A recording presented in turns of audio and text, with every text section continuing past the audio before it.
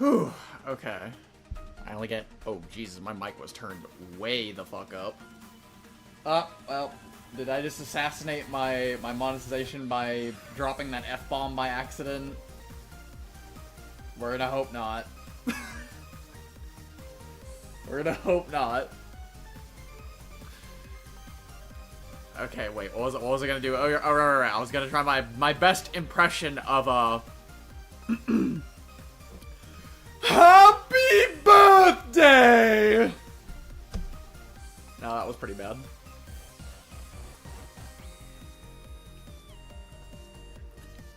Immediate, really? Well, I'm probably not getting the money from that one.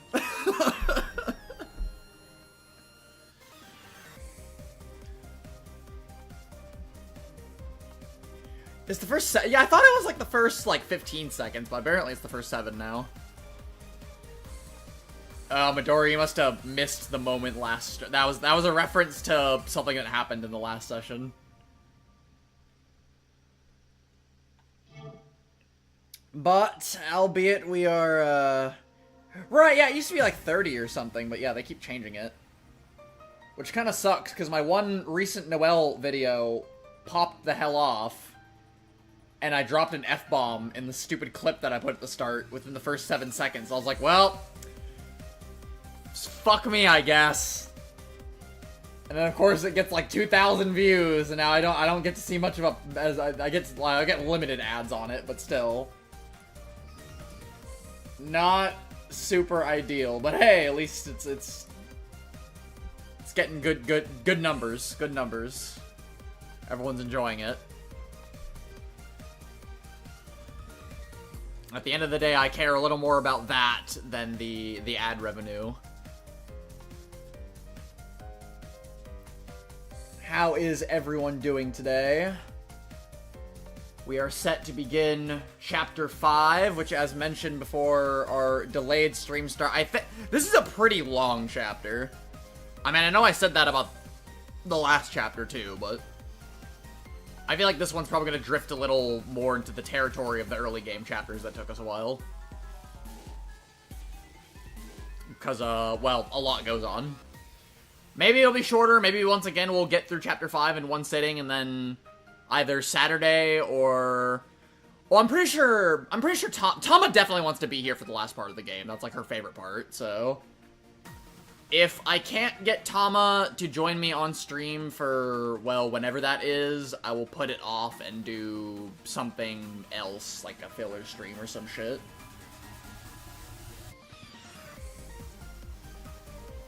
I'll have to talk to her about that if we finish Chapter 5 right now. And then depending on that, we'll either do it on Saturday night or we'll do it on Tuesday. Okay, Striker, I don't know how long that game is. We already segued into doing this because I thought it'd be shorter than it actually was. I'm gonna just do like a one-off or something. It was funny because Snivy brought up that her team was wondering when I was gonna do another SCP stream, which, like, okay, I'm glad they enjoy doing those with me.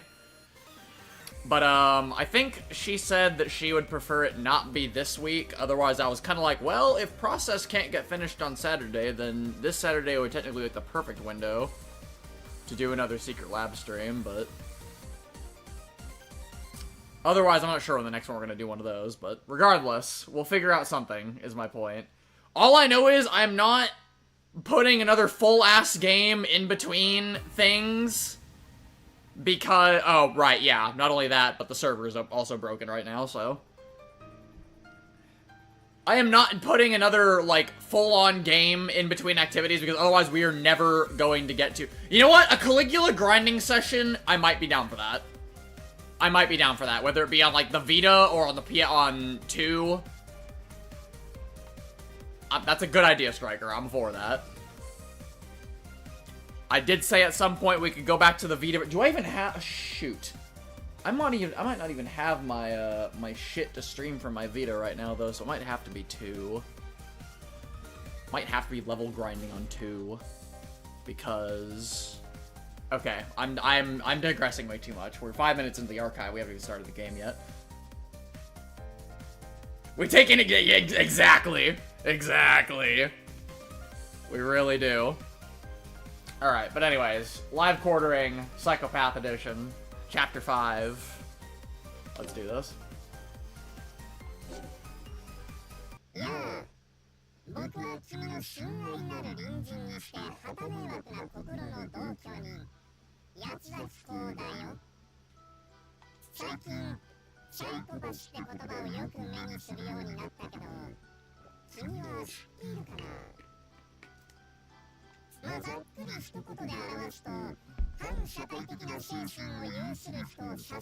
I want to note that the static effect that is happening is indeed from the game and not from any capture card error.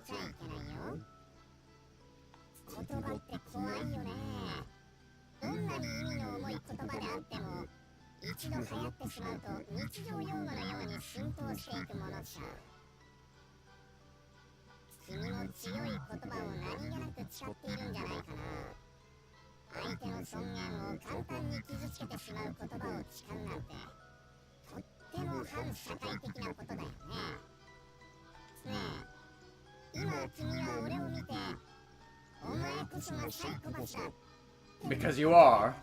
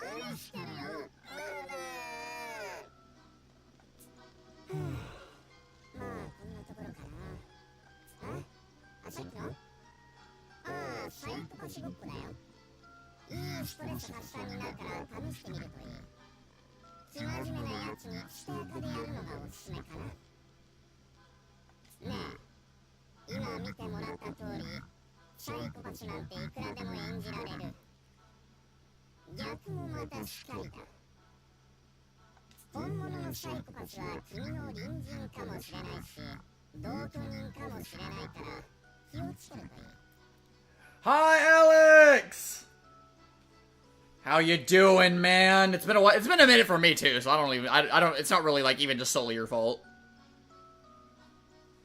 I was literally absent essentially the entirety of November, as far as streams go, so. It's good to see you again, though.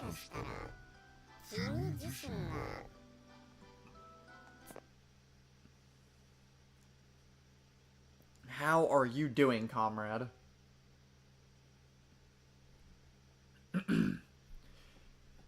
Sometime after Workaholic and Renegade raced away from us.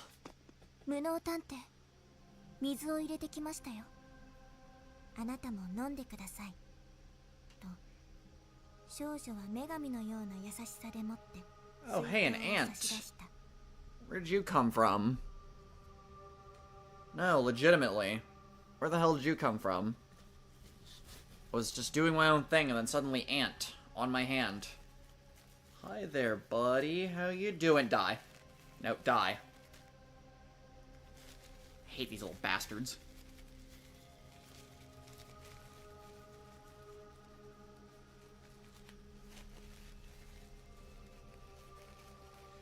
I have no quarrel with insects until they enter my personal space, and then that becomes a problem, and I say it's fair fucking game. That's just natural selection at work.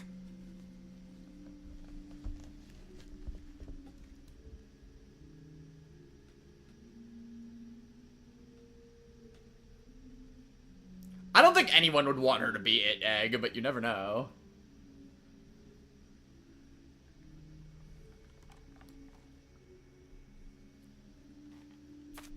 ありがとう、文学さん。水道の蛇口があって助かったよ。ちょうど水も切れていたしね。ここは何かの格納庫。おそらく器具の手入れ用として水道を引いてきたのでしょうねと少女は推測する。 Well, she knew her parents. Her parents were just killed when she was young. And then Mystic adopted her. なるほどね。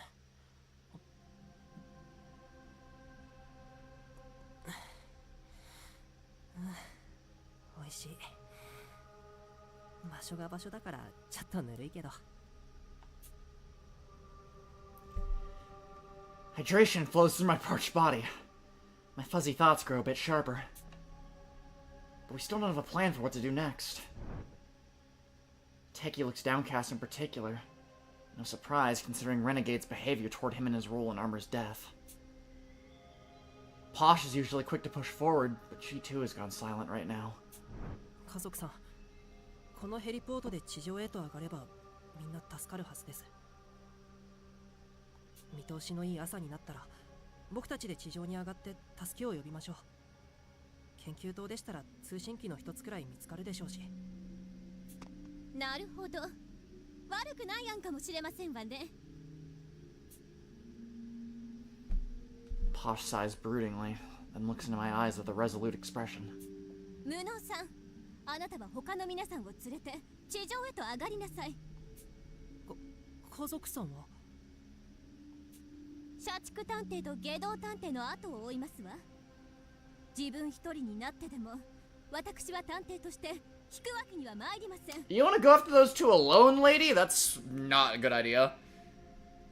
Yeah, he got taken out by a red SPX, and then... Well, yeah, I'll just leave it at that. 彼らは秘密の通路を知っていたのですから、ヘリポートで先に脱出できたはず。それをしなかったのはこの先に何か目的があるからに違いありません。のんびりと待ってはいられませんわ。そんなの危険すぎますよ。I recall Workaholic's advice. Unlike him and Renegade, I don't have the kind of conviction it takes to kill in order to achieve my goals. そうですよ。もうこの事件に足を踏み込むのはやめましょう。科学君。Teki situates himself between Posh and myself before continuing. 実は僕、もともとこの事件に参加する予定ではなかったんです。それってどういうこと？私たちは皆探偵同盟からの要請を受けて参加したはずですわ。それが参加する予定ではなかっただなんて。本当に呼ばれていたのは僕の師匠、探偵紳士だったんです。要請を蹴ろうとしていた師匠を見かねて、僕が代わりに。 Because your mentor is a bum, your mentor is a bum, Teki. それがまさかこんなことになるなんて。探偵紳士？探偵紳士。序列こそ私より一つ劣りますが、実力は理想探偵にも並ぶという。 His ability is said to be on par with that of ideals? That's wild. 愛弟子がいると聞いたことはありましたけど、まさか科学さんだったなんて驚きですわ。道理で優秀なわけですわね。ええ。I wonder if we do get a sequel, if we'll see him in it. 国内最高の探偵だと思います。 He could be the nation's best if he applied himself, but all he thinks about is women. It was a romantic getaway that called him away from taking this 女性 case. とのバカンスを優先するとかなんとか。 Oh no, he's Kagra. だから僕は師匠に代わって皆さんの力になりたいと思って参加したんです。でも僕が出しゃばったせいで武装さんは。科学君は悪くないよ。武装さんは僕の体質に巻き込まれただけだから。そんなことはありません。僕が下道探偵の策を見抜けていれば、そもそも誰も傷つかずに済んだんです。僕が師匠みたいに強ければ。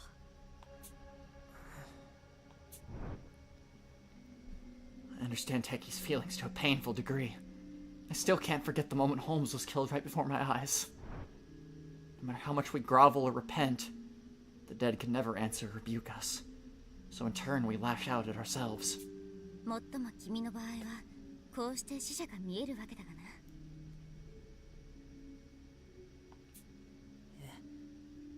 感謝していますよ。この島であなたに出会えなかったら、きっと僕はいつまでも後悔を引きずったままだったと思います。だろうね。外道探偵と意見が似通うのは不本意だがな。人は自分と関わった者の死を背負わずにはいられないものだ。科学君を励ませるのは君だけだ。さあ、声をかけてやるといい。僕なんかに励ませるでしょうか。社畜さんの言う通り、誰かを殺す覚悟だってないのに。殺せることが覚悟？笑わせてくれるよ。殺すことなど狂気を持たせれば子供だってできるじゃないか。覚悟などと上等な言葉を使っているが、その実はもっと単純だよ。単純って？自分の背負うものを投げ出す逃避だ。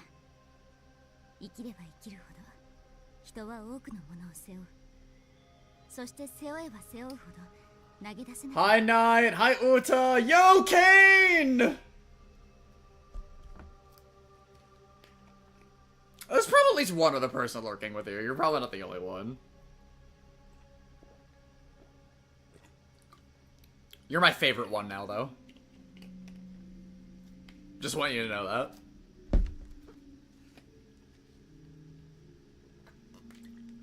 Greetings, my friends. You haven't missed too much, luckily.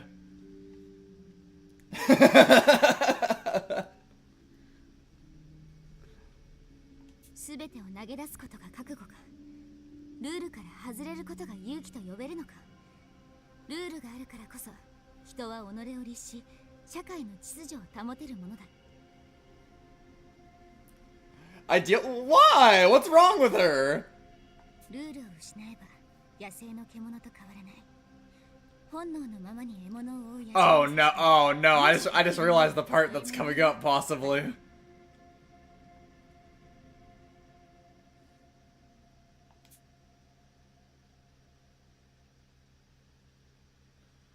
Holmes' words served to organize my thoughts, which have been in disarray for some time. She's absolutely correct. I thought I was pathetic for my lack of resolve, but if killing is what it takes to display it, then I don't need it. I don't want to be a detective who slaughters the guilty. I want to be a legendary sleuth who eases others' suffering like the kind I see in books. ごめんなさい。僕はまた他人の言葉にホロホロして I understand that. 悩んでしまって。悩むということは乗り越えるべき障害と向き合っている証だ。私にとっての勇者はワトク、君だ。他の誰が否定しようとも私だけは君を否定したりしない。私が君の全てを肯定してみせよう。だから顔を上げろ。無能探偵と呼ばれる君にしか語れない言葉が必ずあるはずだ。That's all Holmes says before she vanishes like a puff of smoke. This must be the downtime her consciousness occasionally lapses into. Something akin to sleep. She'll be gone for a few hours. ハウルだけ煽って眠るなんて困った人だな。I let out a sigh and raised my head up. 科学君、僕らも先へ進もう。ここで立ち止まったらきっと一生後悔するよ。無能さんまでどうしてですか？どうしてそんなに強くいられるんですか？社畜さんも外道探偵も平気で人を殺す人です。彼らと関われば自分だって殺されるかもしれないのに、どうして？そんなの怖いに決まっているでしょ。ですが私たちは別にバカンスを楽しんで怪我もなく無事に帰るためにこの島を訪れたわけではありません。この島を訪れた理由はただ一つ。八つ咲き工事件の真実を解くためですわ。あの二人の真意がどうあれ、社畜探偵と下道探偵が八つ崎港に関する手がかりを有してるのは確実。今ここで後を追わなければピンカートン家の名に泥を塗ることになりますわ。さすがは家族さん、全部言われちゃったよ。 I smile wryly, then continue speaking directly to Teki. 僕も昔目の前で友達が死ぬのを助けられなかったことがあって、今でも夢に見るくらいトラウマなんだ。自分を許せなくなるよね。科学君の今の気持ちよくわかるよ。吹っ切れる必要なんてないし、吹っ切ることは難しいと思う。きっと科学君にできることは今の気持ちを抱えて前に進むことだけだよ。まあそれが苦しいから問題なんだけどね。僕はこの体のせいで生まれてからずっと誰かの負担になってきたんです。探偵としても迷惑をかけるなら僕は。科学君は僕らにとって大事な仲間だよ。あなたが迷惑だと言うなら、赤いおばさんは迷惑千倍。安心してください。 If you're a nuisance, then that redheaded crone is going straight to hell for oppressive idiocy, so don't sweat it, the girl chimed in gently.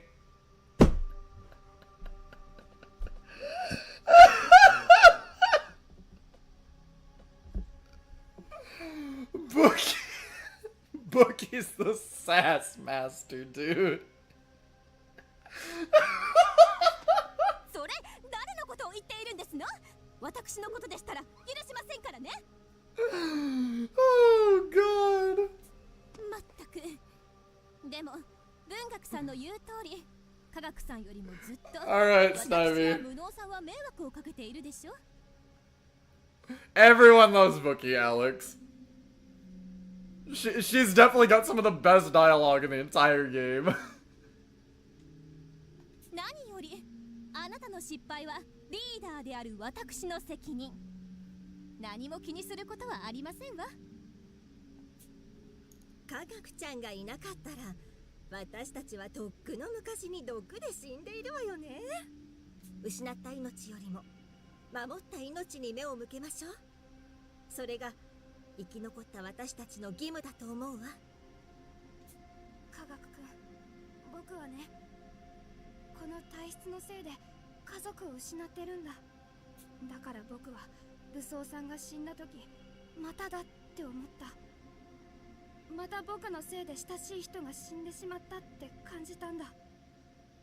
もうみんなとは一緒にいられない。一人でもこの部屋に残ろうって決めていた。僕には守りきれなかった命を背負う責任がある。ここでみんなから離れることはその責任から逃れることなんだって。命を背負う責任ですか。飛躍君の言う通りだよ。難しいことだって分かってるから、僕らと一緒に背負っていこう。武装さんの分まで八つ崎港事件の謎を解き明かすんだ。無能さん。 Teki wipes away his tears using the sleeve of his lab coat, then looks up. His eyes and nose are still red from crying, but his face shows no sign of doubt. His pupils are as clear as the cloudless blue sky. 皆さん、弱気になってしまってごめんなさい。僕も皆さんと一緒に先へ進みます。必ず僕らの手で八つ崎港を捕まえましょう。科学君、よかった。やはりリーダーである私の激励は最上級に効きますわね。では早速ヘリポートで地上へ上がる班と先へ進む班とで二手に分かれて。ああ、それはやめた方がいいです。にゃにゃにゃ。 Teki rejects Pasha's orders outright. 実は先ほどヘリポートを地上へ上げるとき、洋館の時にも使った監視カメラを設置しておいたのですが、こんな Teki shows us the screen on his tablet. Oh shit. これは理想探偵を殺した The Black SPX is still chilling out up there. 僕らがヘリポートから地上に上がることを見越した罠ではないでしょうか。少なくとも無策で地上へ上がれば全員殺される危険性があります。なんですって？じゃあ先へ進むしかないじゃありませんの。八つ崎公は暗に先へ進めと言っているのかしらね。絶対に後悔させてやりますと少女はまだ見ぬ犯人に呪詛の言葉を吐いた。どうせ最初から私は先へ進むつもりでしたわ。さあ行きますわよ。いざ下道探偵たちのもとへ。待って家族さん、もしかしたらこの先には罠があるかもしれないよ。ひとまずこの部屋で休息を取った方がいいんじゃないかな。この先は僕も飛躍くんに賛成だよ。今日はいろんなことがあったからそろそろ疲れが押し寄せてくるだろうしね。家族さん、今日のところはもう休みませんか？疲れた状態で先に進むのは危険ですよ。庶民はこれだからいけませんわ。私は体力も一流。一人でも先へ行きますわよ。軟弱者はここで待っていなさい。 Timorous Milks, that's a new one. As she speaks, Posh climbs to her feet. And then immediately fell over like an idiot. 大丈夫ですか？何もないところで転んで You tripped over nothing!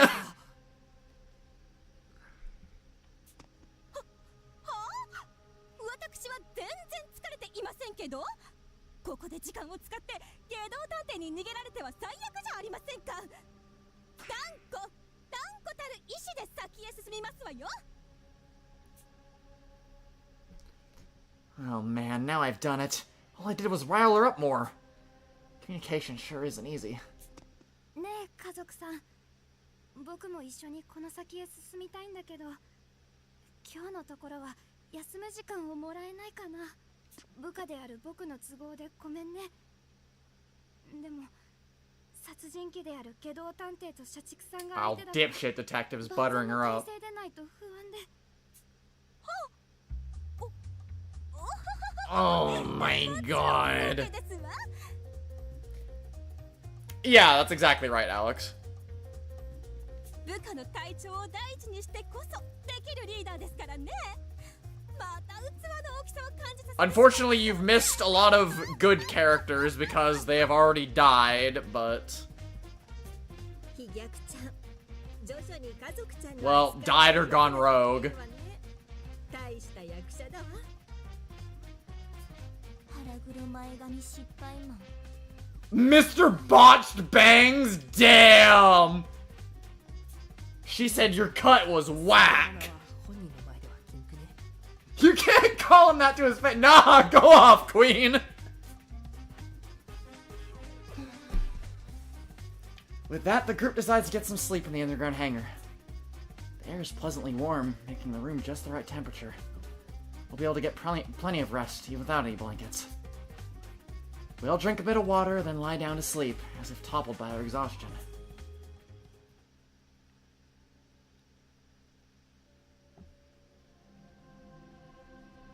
After resting for the night, we set off down the passage in pursuit of Workaholic and Renegade.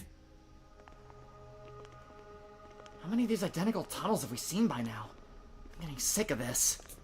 まあそう文句を言ってやるな。ずっと昔に作られた地下の住居を改造したものだからな。改装が不要な箇所はそのままなのだろう。こんな地下に施設を作るだなんて、昔の住人も秘密警察もなかなかのアホなのだろう。目立たない施設を作るためとはいえ、秘密警察も相当苦労したんでしょうね。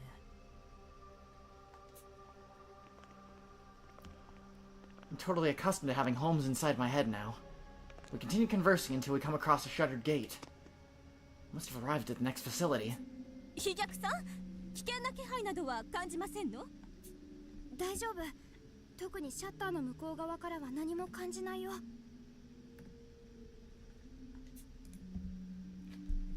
Doleful touches the shutter and makes his report, after which Posh approaches it. ではリーダーである私がシャッターを開きますわ。罠があるかもしれませんから皆さんは少し離れていなさい。 I consider taking her place, but the Gnomon isn't giving any reaction. So instead, I'll just keep quiet and let our chief handle this.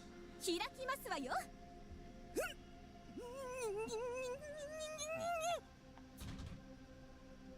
Posh lifts up the shutter while making distinctly undignified noises. Oh wow, she actually did it. For a moment, I think my vision's gone completely black, but then... The lighting reveals an entryway to that appears to be some sort of hospital. 自動で照明がここ一体 There's no trace of life in this cold, artificial place.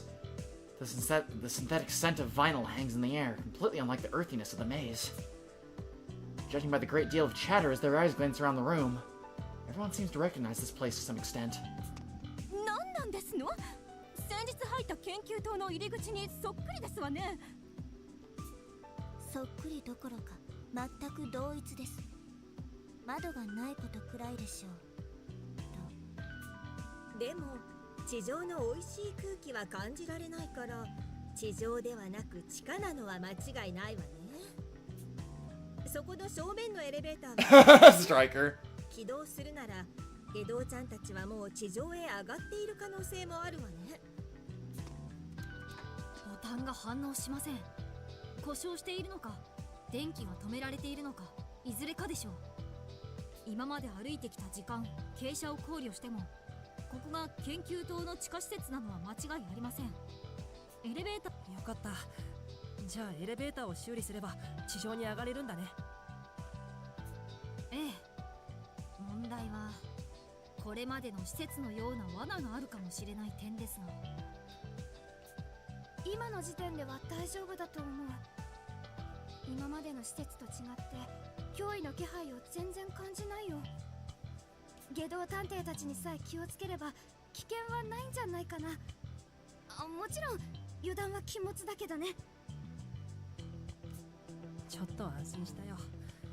今までが今までだったから。探偵デバイスでマップを見る限り階段も存在しないみたいだ。地上の施設とは完全に孤立していて陸の孤島ならぬ地下の孤島だね。家族さん、まずはみんなでこの施設の中を見て回りませんか。下道探偵たちの目的もわかるかもしれないし。もちろんそのつもりですわ。さしもの下道探偵もこの人数が相手ではそうやすやすとちょっかいはかけられないでしょうからね。さあ皆さん参りますわよ。私についてきなさい。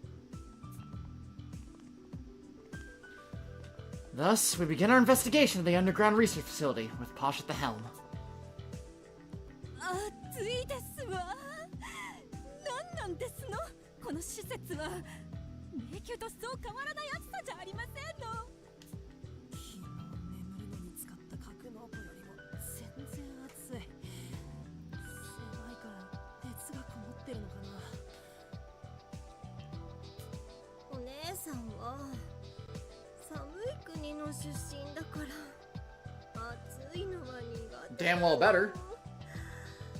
この施設にクーラーはないのかしら。安心してください。僕が今からアイスフレンズカチコチ系を作ります。 Breezy Breezy. The naming continues. 今から完成を待っていたら蒸し鶏が完成しますと。少女は暑さに参りながらも律儀にツッコミを入れた。見て、この部屋エアコンがついてるよ。入ろう。We enter the lab and immediately hone in on the AC's remote, quickly cranking the fan to max and adjusting the temperature to its lowest setting. 生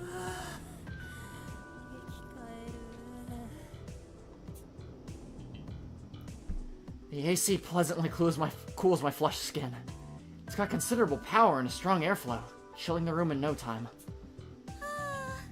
エアコンは最高ですわね。やはり扇風機など時代遅れ。帰ったら私の事務所にも導入したいものですわ。ああ、わかりますよ。僕が働いている事務所もお金がないって言って扇風機しかありませんから。貧乏事務所と同じにされては困りますわ。私の事務所はただアンティークな家具を好んでいるだけですので、あしからず。無能探偵。 Bookworm repeatedly tugs at my sleeve, and I turn to face her. She looks frightened, shrinking close to me as she gestures to one of the many PCs lining the row of the desk. I then notice that one of the PC's monitors is flickered to life. そこ、いきなりパソコンが一人でに。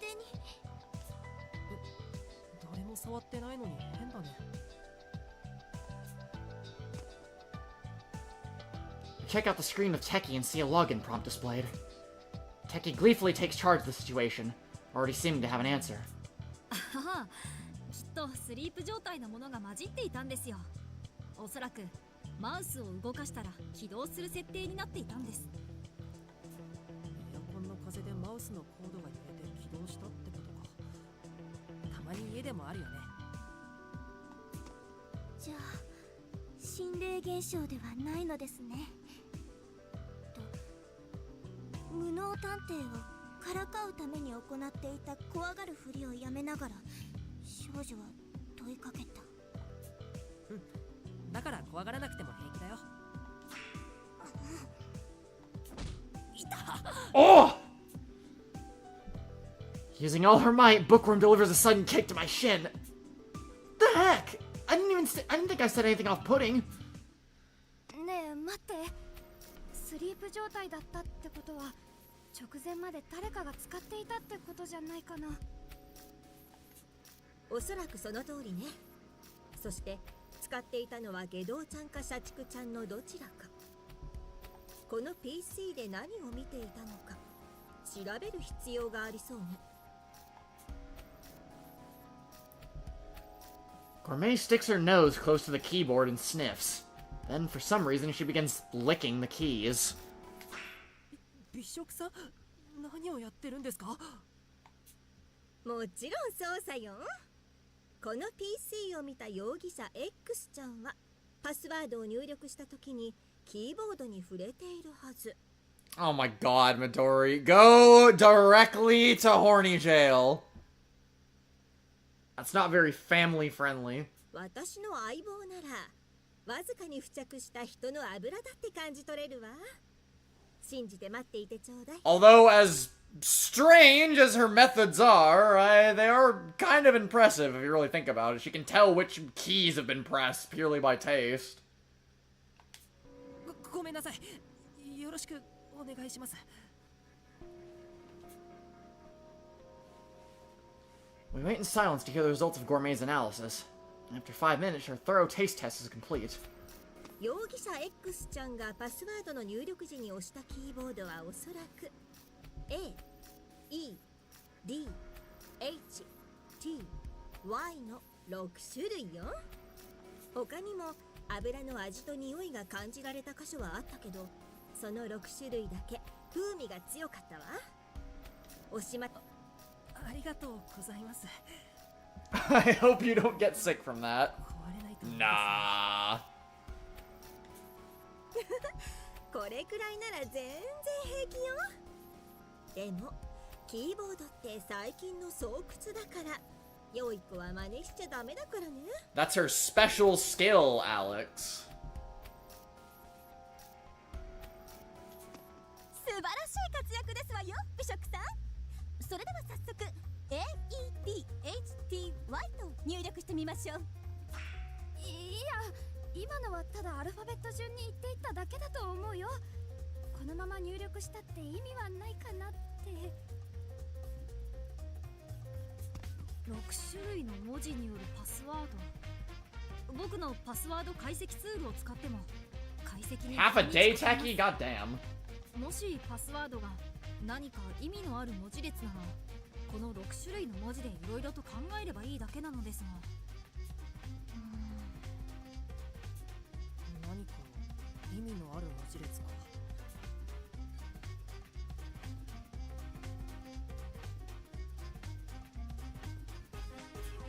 デスに Y をつけて形容詞形にしたデシとか。Deathy. Hey, Fishbones! How are you doing, my friend? Well, if you want, we can look at her profile right now so you can find out. We have the detective roster on deck here.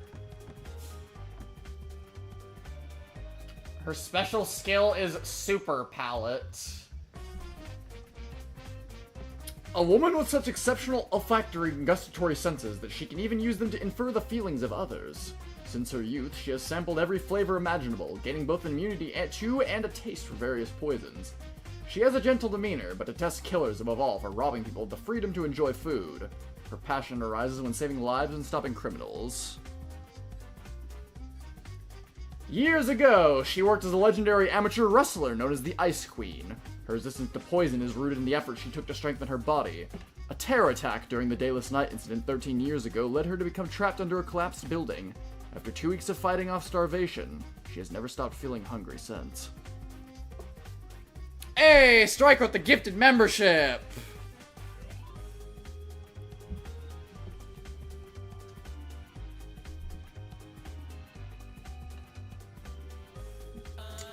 I was about to say, where the hell's the Belial notification? There we go.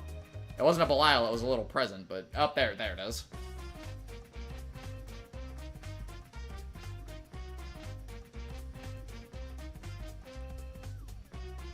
See, okay. Just making sure I caught up on the chat discussion there.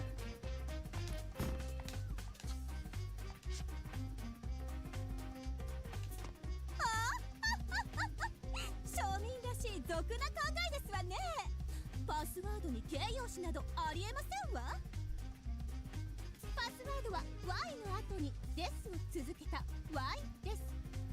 つまり関西弁で Y は死んだという意味ですわ。パスワードを考案した方は関西の方だったのでしょうね。Y を関西弁の Y と読み替えるルイス・キャロル並みの言葉遊びを取り入れた芸術的なパスワードなのですわ。Posh, what the fuck are you going on about? パスワードは The Day Anyway, the password is the day, announcing the correct answer.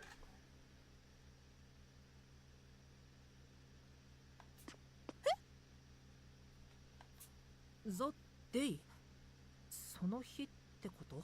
Just the day. It's the day, Watto. Bookworm gazes at her perplexed faces and sighs before beginning her explanation. 明けぬ夜という組織の語源はおそらくシェイクスピアの戯曲マクベスのセリフ明けぬそしてそのセリフの原文は The night is long that never finds the day このセリフにおいて The day は夜明けを意味します。 Oh, hearing her speak English is so cute! もし探偵同盟が明けぬ夜の打倒を志しているならこれ以上にふさわしいパスワードはないと思いませんかと I wouldn't say questioning Gourmet's ability is too odd. I understand the confusion. 今節丁寧な解説をしてあげた。すごいよ文学さん、絶対にそれだよ。少なくとも Y は死んだよりはマシかと思いますと少女は嘲笑をこらえながら言った。この知れ者 You ninny! What, man? Why is Watto getting strays? Posh slaps me for some reason. ビンは通りました。さすがは文学さんですね。 Teki sits triumphantly before the monitor, but almost immediately his face clouds over. これはよほどこの PC を調べていた方は慌てて出て行ったんでしょうね。ファイルが開きっぱなしだね。直前までこの PC を見ていて、僕らが近づいてきたから慌てて逃げたのかな。探偵に関するデータベースみたいだけど、何を見ていたかわかる？僕らと遭遇する危険を冒してでも調べたい何かがあったってことだよね。直前まで見ていたデータを復元してみます。少し待っていてください。 Keyboard clatters as Teki gets to work. Then, a few moments later... どうやら直前まで見ていたファイルは持ち去られたようです。でも何を見ていたかまでは分かりました。どんなファイルが持ち去られたの？下道探偵に関する情報です。そして彼につけられている首輪に関する資料。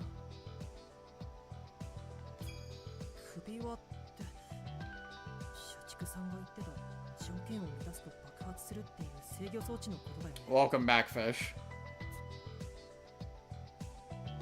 For what purpose did the person using this computer need that information?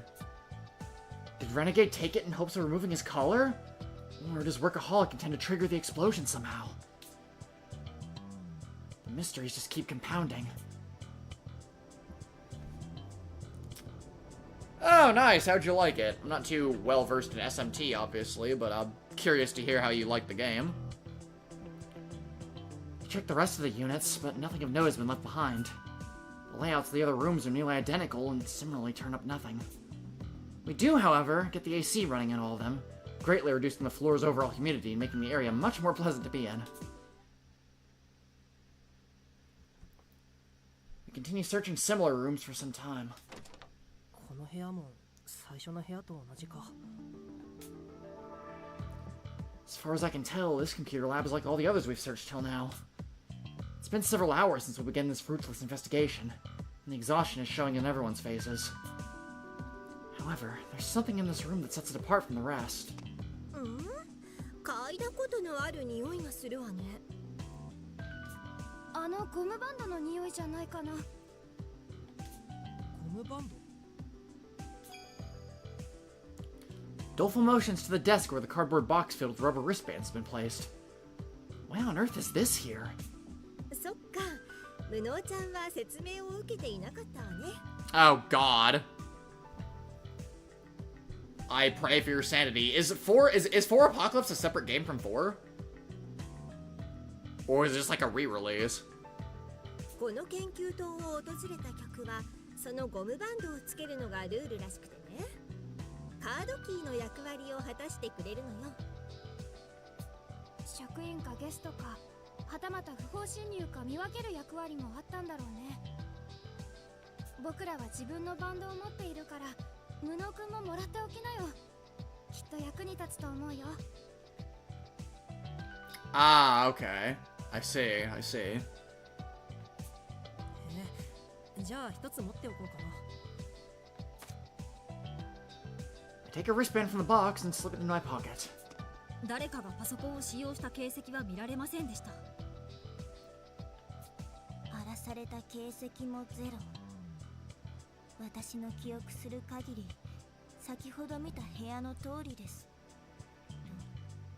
少女は歯がゆく思いつつ報告する。はいはい、では次に参りますわよ。探偵たるものいつでも前向き、悩んでる暇などゼロですわ。本がいっぱいと少女は目を輝かせて喜んでみせた。地上の研究棟では見られなかった古い書籍がたくさんありますね。社畜さんと下道探偵の目的もこの本なのでしょうか。ただ見るからに電気関連の設備はなさそうだね。この部屋はまた後で調べることにして他の部屋を調べようか。少女は抗議の視線を無粋な男に The girl shoots a look of protest at the oafish boy. ごめん間後で必ず調べるからね。あった、ありました。これが分電盤ですよ。 We're in luck. Just after leaving the archives, we come upon the apparatus we've been seeking. Looks like a metal box embedded in the wall. We open it to see a large circuit breaker like any house would have, jutting from the center. この装置を分電盤と言うんですのね。マンションとかでも見かけるけど、これってどういう装置なのかな。一言で言ってしまうと、文字通り電気の分配装置ですね。電線から流れてくる大きな電気を施設内のいろんな場所に分配する役割を担ってます。分配している電気を遮断することもできるので、この廊下の場所のブレーカーを落とすと、電気が消えた。ついた。このように各ブレーカーを操作することで一部の場所の電気だけを遮断することも可能です。ブレーカーって電気を使用しすぎると落ちちゃうものよね。今すべての部屋でエアコン全開だけど大丈夫なのかしら。まだ調べきれていないのでそこまでは分かりません。でもブレーカーの機能として過度な電気使用があった場合に落ちるのは家庭用のものと変わらないはずです。科学くんは本当に何でも知ってるね。自宅でもっと電気が使いたかったから分電盤を無制限な仕様に改造しちゃったことがあって、それで Jesus, Techie! 詳しくなったんです。 Okay, buddy! すごい執念だな。Passion is the greatest motivator when it comes to learning. But I'm almost positive doing that constitutes a crime. It has to. 僕はしばらくどうしてエレベーターのボタンが動作していないのか、この分電盤を調べてみようと思います。しばらく時間がかかると思うので、皆さんは自由に休んでいてください。僕らだけ休むなんて申し訳ないよ。僕らもそばにいるよ。そうだよ。科学くんが下道探偵に興味を持たれていたから襲われちゃうかもしれないしね。ですが、あまり人が多いのも集中しづらくて。では申し訳ないのですが、お言葉に甘えて女性陣は失礼いたしますわ。実は先ほどシャワー室を見つけましたの。レディーである私としては一刻も早く汗を流したいのです。あ、そうなんですね。なら僕たちはここで待っているので、あなたも来るんですのよ。Why?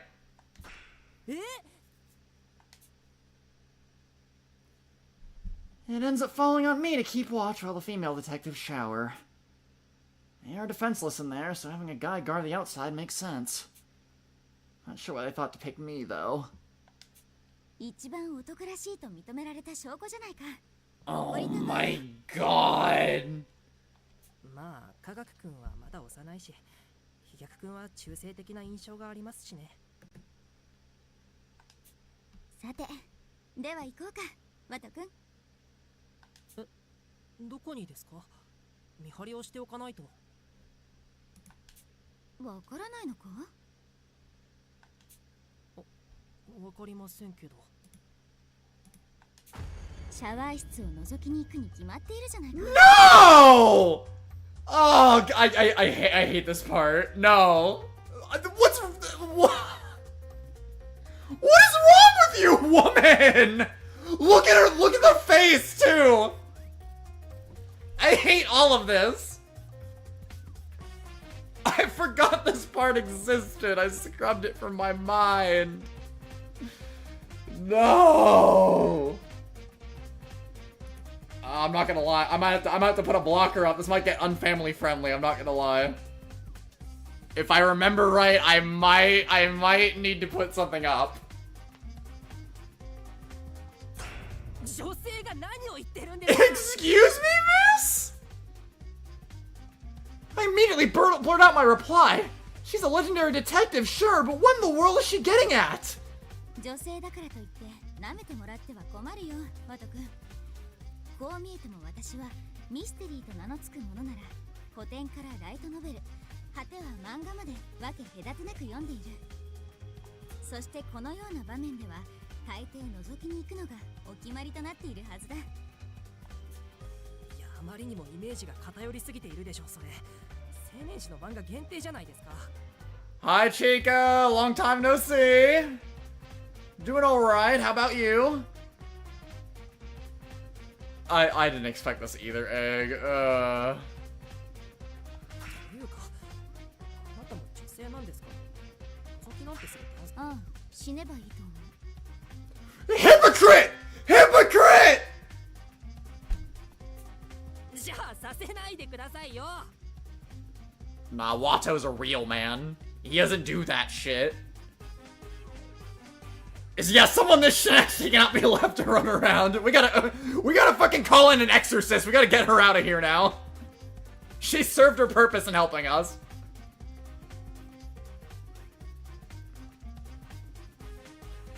Oh, that sucks, dude. I'm sorry. High school blows. Once again, I find myself shouting out loud.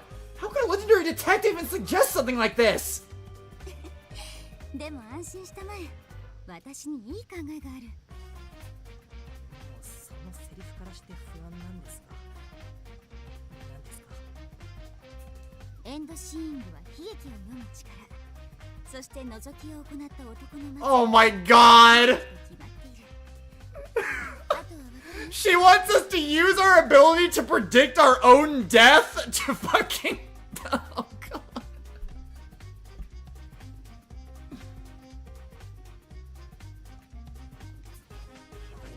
わかりたくもありません。本音を言う。思いついてしまった以上、もう知的好奇 Oh 心 my god, no! I hate that face so much. Look at her. If this was any other context, I'd be like, wow, this is... I like that look in your eyes, but no, this is a terrible, terrible situation. Yeah, she wants him to save Scum. エンドシーイングで覗きができるのか試してみ For me!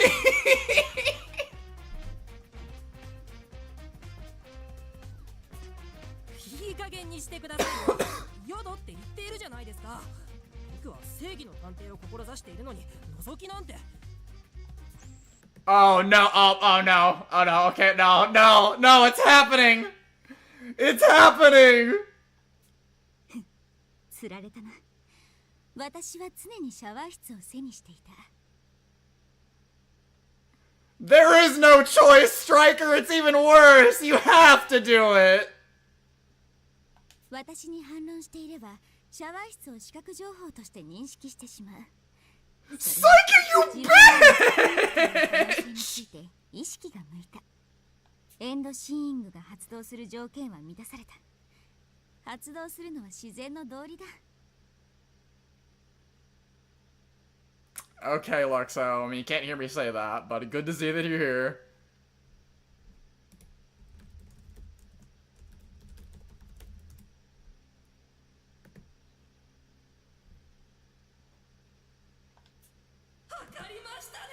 You set me up!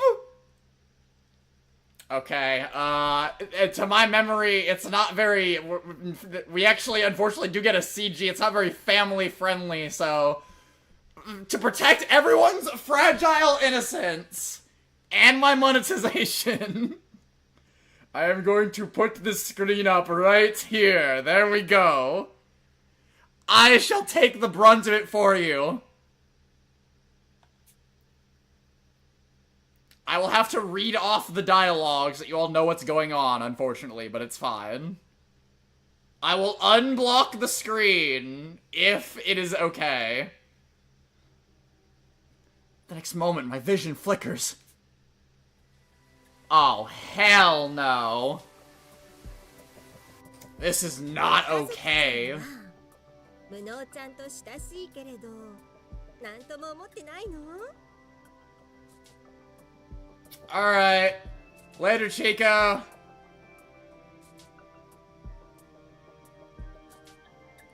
Uta! I am not that kind of person. あんな庶民に何を思いと言うんですの？ And why, pray tell, would I deign to think of that, plebeian? 私は素敵な子だと思う。 I think he's a wonderful boy. He's a hard worker with laser focus when it comes to his objectives. いつでも Not to mention he's always looking out for others. 思いの子だし。全然ダメダメのヘナチョコですわ。男性でしたら That boy is utterly worthless. Is an utterly worthless neophyte. A true gentleman ought to be more polished and gallant. Someone righteous, like my forebears. 言い過ぎです。無能探偵を悪く Alright, later, Fish. 私が許し You're ませ being ん too harsh. I won't forgive you if you keep bad-mouthing him, the girl said, glowering at Posh Detective. Houdini!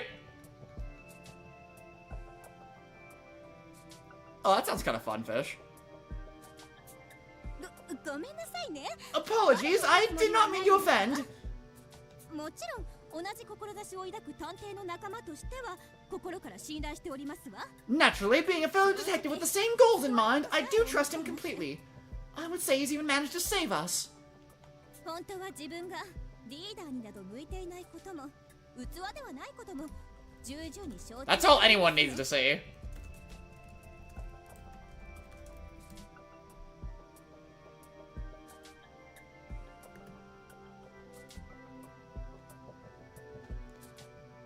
After all, I am keenly aware of how unfit I am to serve as chief. My lackluster ability certainly leaves something desired. ですが、ホームズがいなく It なっ really た is, 今 Egg. 何かあった時に責任の所在を求められるのは But with the loss of Holmes, it only stands to reason that the responsibility should fall upon my shoulders. この島での出来事は As chief, I alone am accountable for what occurs on this island. In doing so, the rest of you may continue the investigation free of worry. 責任など気にせず自由に捜査してほしいのですわ。 Posh. My voice inadvertently slips out at Posh's confession. So this is why she's so fixated on being our chief. I see her in a completely new light now. どうして見張りが入ってきてるんですの？ This is the most fitting song for this! Why, pray tell, is our guard not at his post? 無能ちゃん、それだけは You've really done it this time, incompetent. さようなら。 Better get your affairs in order. やはり I was right. You really do have a proclivity for the P.O.P. Palace and the girl shattering her good opinion of incompetent detective. No! Oh god!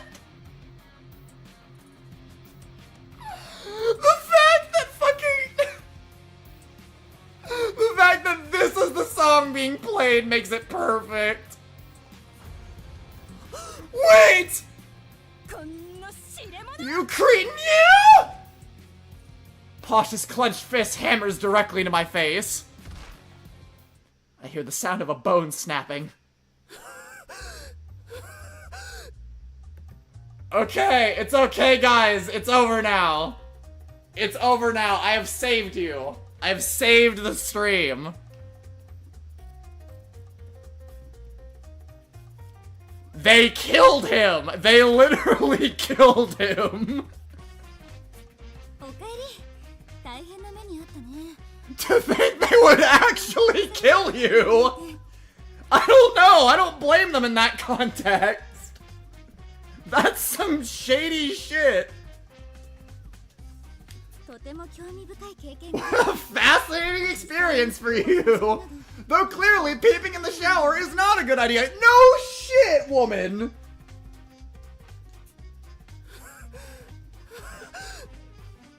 Striker, you gotta ground Midori. He's constantly putting messages and then deleting them. It's definitely some sus shit.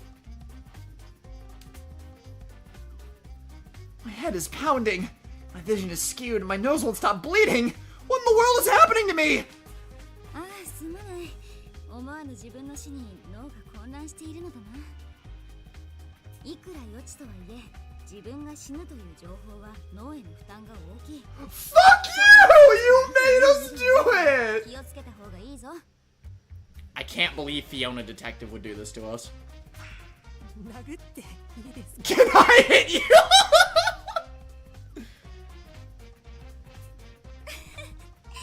触れられるものなら触れてほしいくらいだよ。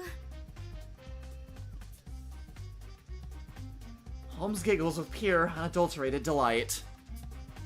After spending so much time with her, I've come to realize she's childlike, mischievous, and more fraught with negative traits than I thought. She's an absolute nuisance.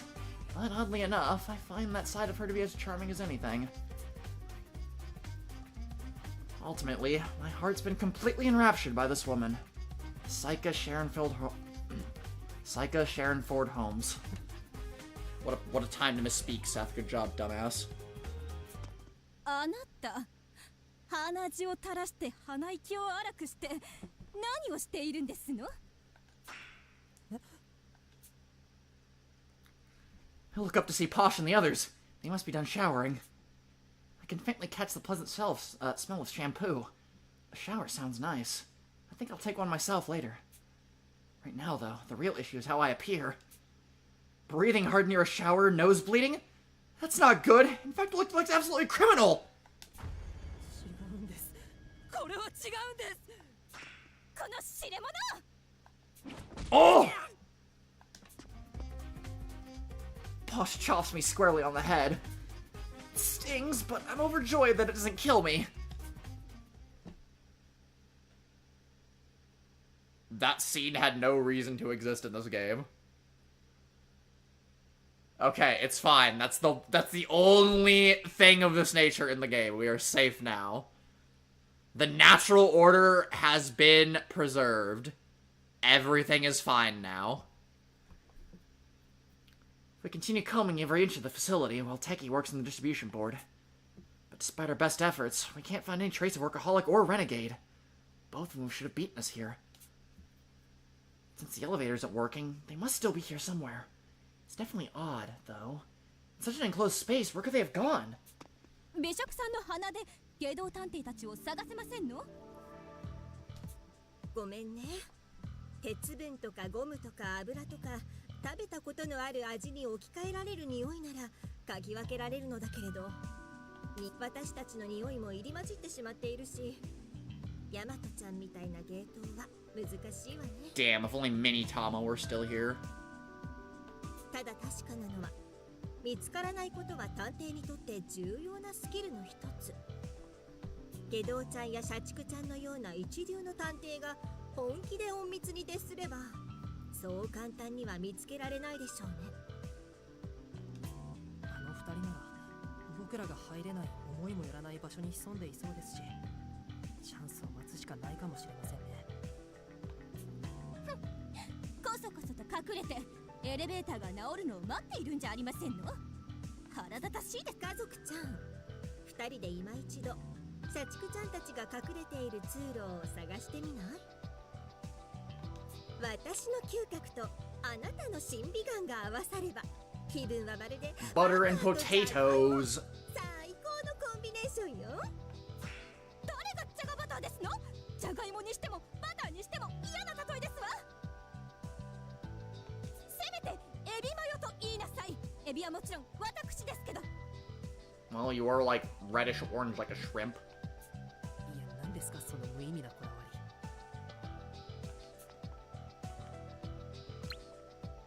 さて、私たちは何をしましょうかと。残された少女は顎に手を当てて考える。さっきちらっと見かけた資料室を調べてみるのはどうかな。10年前に機密警察が起こした誘拐事件について資料が残っているかもしれないし。なるほど。あなたにしては賢いアイディアです。社畜探偵が語っていた不滅探偵とやらの秘密もわかるかもしれませんしね。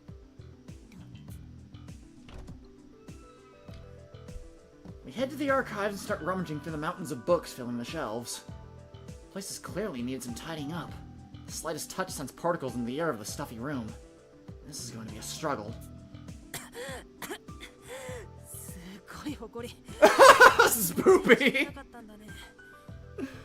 The fact that I know what you mean makes that funnier for me.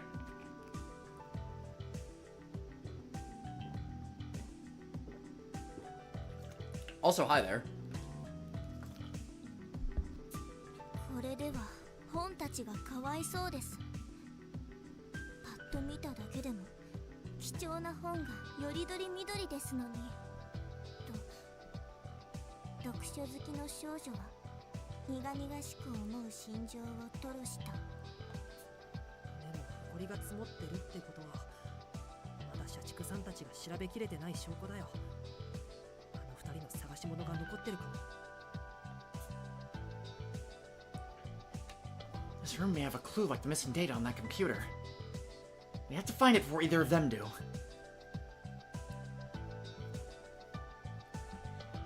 How I hate those goody goodies! How they make my stomach turn. でもありそうにないぞ。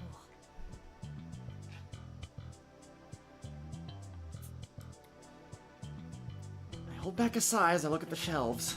I don't even know how the books are organized. Picking out secret police documents from all of this is a tall order. I'm beginning to dread how much time this will take. Bookworm, on the other hand. 違う。これも違う。日本語にすらなってない。読む価値なし。 Damn! ダメ。落第。無価値。 She's beside me, taking books off the shelves and flipping through them. She mutters a comment about each one as she stacks them on the table. Her speed is remarkable. She spends only about a dozen or so seconds per book. All I can do is stare, incredulous at the sight. 文学さん、ものすごいスピードで読み進めているけど、それ本当に読めてるの？ Amazing timing, Egg. その年齢で速読を身につけていないのですか？ I mean, Bookie, come on, it's literally in your name. You're kind of talented, this sort of thing. 年齢とか関係なく速読を身につけて Exactly. 少ないと思うよ。 In fact, I'm willing to bet a lot of people don't even know the technique exists to begin with. では、この島から帰ったら教えてあげますよ。難しい技術ではありませんので。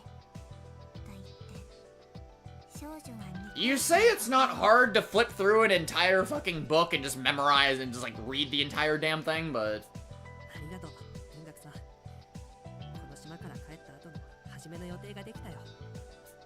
まあ、読書は私の専門分野ですから。ここは私に任せて。あなたは重要な書籍。 they might not be full-on novels, but some of these files clearly look pretty big too. 少女はオッケー、わかったよ。読む方はよろしくね。 Even still, yeah.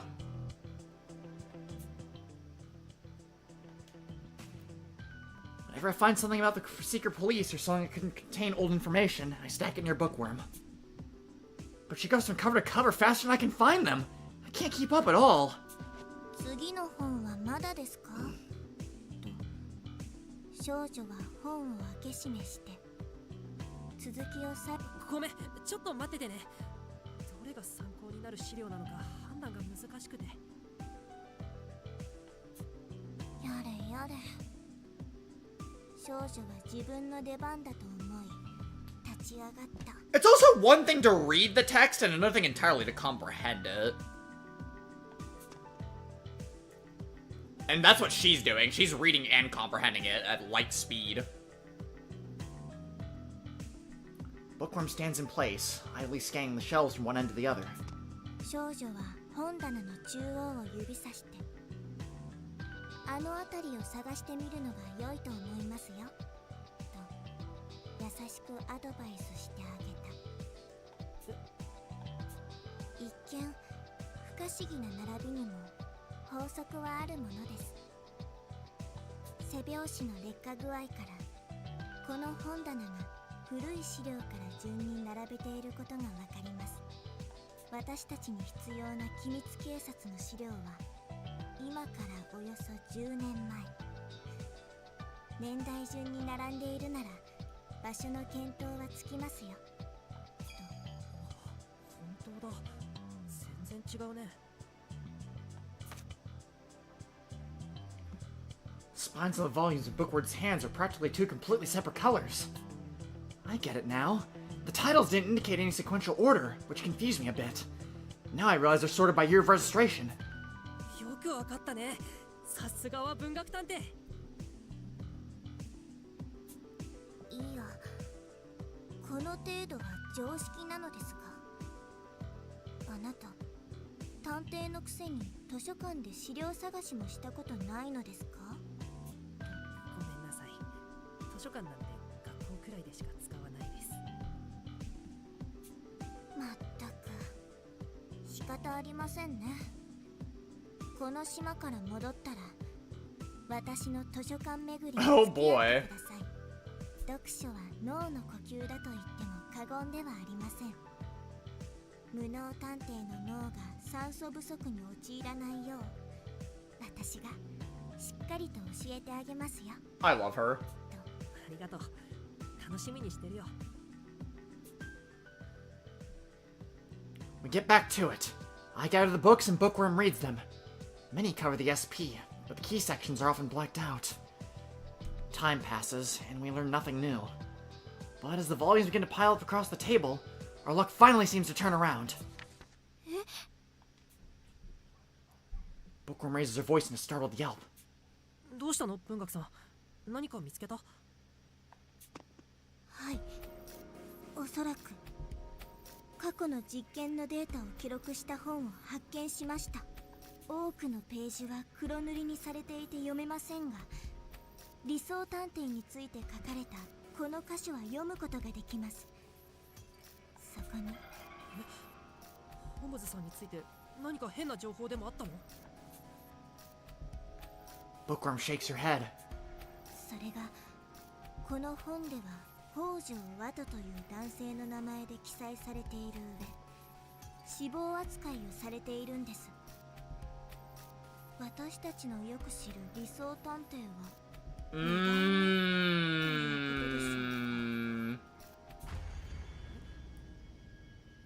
ちょっと貸してもらってもいいかな？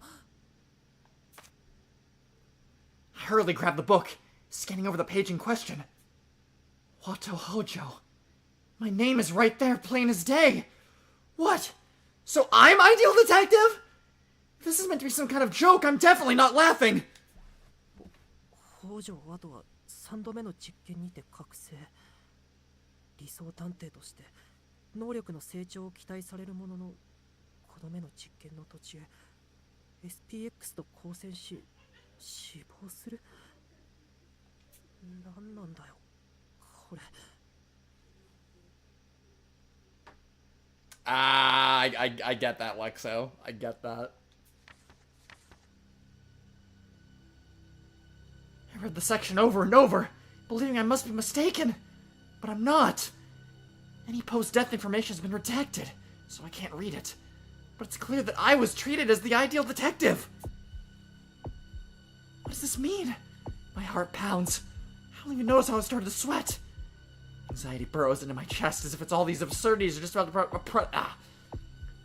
as if all these absurdities are just a product of my overactive imagination. ホームズさん、この本に書かれていることって。 I reach out with my mind. Holmes looks reluctant but gravely opens her mouth to speak. 記録が残っていたか。おそらく君という人物の重要性は探偵同盟の中でも情報を引き継ぐべきだと判断されたのだろうな。まさかこの本の内容は。ああ、事実だよ。私は2代目の理想探偵。本当は君こそが私の代わりに理想探偵を名乗るべきだったんだ。何の特技もない僕が理解が追いつきませんよ。どういうことなんですか？待て、ワト君。会話は後にしよう。どうやら君に客人のようだよ。客さん。Oh shit! いや、村尾君。少しお話をいいかな。Workaholic, no! I look up to see Workaholic suddenly standing before me. He's holding Bookworm's limp body in his arms. Is she unconscious? 文学さんに何をしたんですか、社畜さん。落ち着いてくれ。少しの間眠ってもらっただけだよ。その本は君たちが読むべきものじゃない。おとなしく渡してもらえないかな。 Workaholic draws a wire saw from his watch as he speaks. It's unmistakably a threat. He really doesn't want us reading that book. 本を渡す前に教えてください。僕が理想探偵だというのはどういうことなんですか。10年前の事件に関与したあなたなら知っているはずですよね。知らない方がいいと言っても無意味だろうね。いいさ、教えてあげてもいいよ。ただし条件がある。真実を聞きたいなら私に協力し外道探偵を殺してくれ。殺せって。 His nonchalant proposal nearly makes me recoil. He acts as if he's making a completely ordinary offer. どうしてそこまでして殺さないといけないんですか。人の命を交渉材料にするなんて間違っていますよ。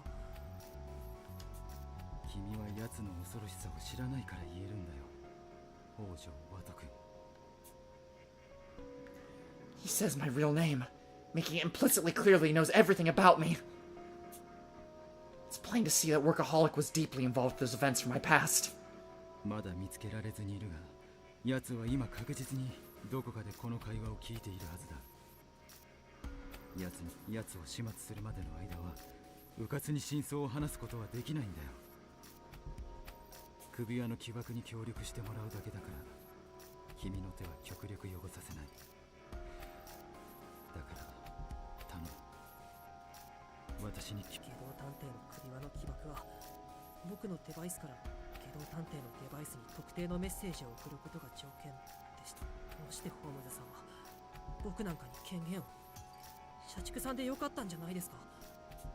正直言うとね、私にもわからなかったよ。だから当初は素性を疑っていた。なんせ君は10年前の事件の生き残りだ。むしろ八つ咲公の最有力候補だとすら思っていたくらいさ。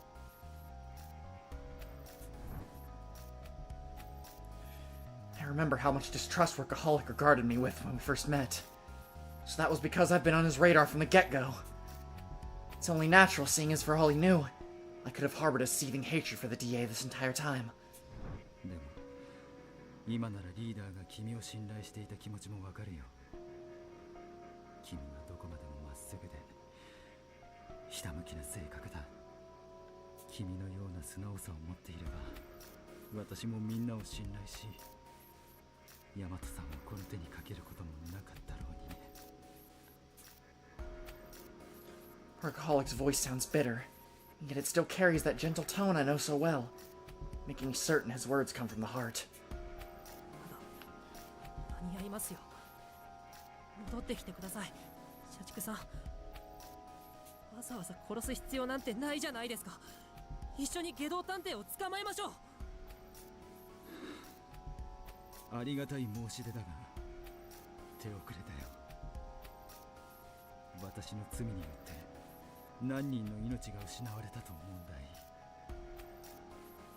外道探偵の言う通り、私はこれまで数多くの子供の命を間接的に奪ってきた。そしてこの島で起きた悲劇も私の過去の罪が永遠になっているに違いない。死んでいった彼らの名誉のためにも、私にはどんな犠牲を払ってでも悲劇を止める義務がある。僕だって譲れません。外道探偵を殺すつもりなら全力で止めてみせます。もう誰かが目の前で死ぬのを救えないなんて嫌なんです。誰かを救うために僕は探偵を志したんですから。言葉だけならどうとでも言えるさ。じゃあ君はここで私が文学さんを殺そうとしたら止められるのかい。 Workaholic quietly brings the wire saw closer to Bookworm, who's still lying in his arms. やめろ! My denouement hasn't kicked in. so I know he doesn't actually intend to kill her. But I'm still frozen in place, paralyzed by the thought of Bookworm dying. 何もできない。君は結局自分の手を汚す度胸も誰かを見殺しにして罪悪感を抱く勇気もないだけだ。君が協力してくれれば外道探偵を確実に殺せる。悲劇は防げるんだ。ためらうに決まってるでしょ。いくら相手が殺人鬼だからって人の命を奪う話なんですよ。探偵は誰かを救う職業じゃないですか。救うために殺すだなんて本末転倒です。一探偵として認められません。 I refuse to let him justify taking lives! Workaholic is saying it all with this gentle lilt of his. But I can only find it deeply disturbing. What would you have to undergo to speak so dispassionately about murder? ためらうに決まっているか。君は有名なカルネアデスの船板の話は知っているか。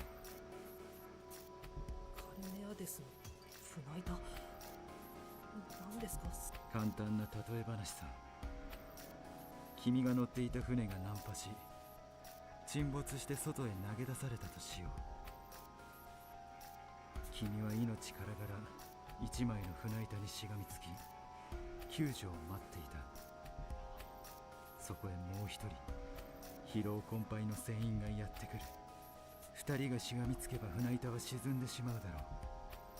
君が生き残るためにはそのもう一人を殺さなければならない。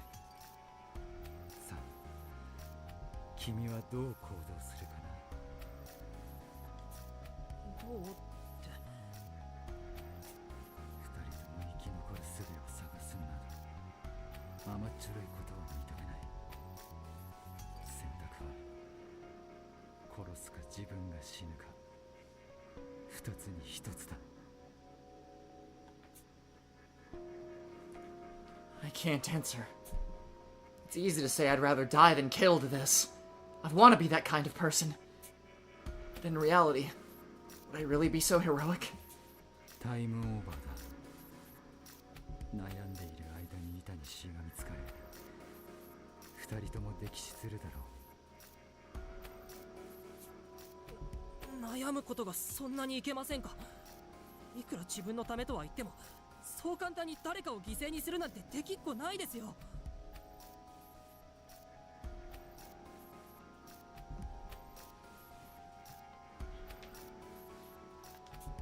果たして本当にそうかな。 Right, exactly, Alex. 世の人々は善人じゃない。 Workaholic's one of my favorite characters, just for reference. My favorites are him, Renegade, and Armor. あれほど明るい渋谷さんだって殺人鬼になり果てた。私自身も人の親になったというのにこのざまさ。 It's shocking how easily morality can go askew. That is too 案 true. 外簡単に外れてしまうものなんだよ。そしてその理性を最初から持ち合わせていなかった怪物こそあの外道探偵だ。怪物なんてそんな大げさな。大げさなんかじゃないさ。奴はいともたやすく人を殺せる。買い物へ訪れた際に買う予定のなかった駄菓子に手を伸ばすような軽い気持ちでね。常人ならば持ち合わせる理性を持っていないことこそが奴の強みだ。奴を打倒するためにはこちらも理性を捨てきらなければならない。探偵には時に相手を殺す覚悟が必要なものなんだよ。The resolve to kill. That's exactly what he said back at the underground hangar. At the time, I couldn't muster up anything in response. I was overwhelmed by his conviction. Now there's a clear counter-argument. It's all thanks to Holmes, who validated me when all I could do was wrestle with myself. 確かにこちらも相手と同じ土俵に立てば対等かもしれません。でもそんなの探偵から殺人鬼になり下がるのと同じです。理性のない殺人鬼を相手取るからこそ探偵は理性を保たなければならないんじゃないですか。綺麗事だね。さっきも言った通り、君は悩んでいる間に何も救えずに死ぬタイプだ。綺麗事ですよ。綺麗事じゃいけませんか。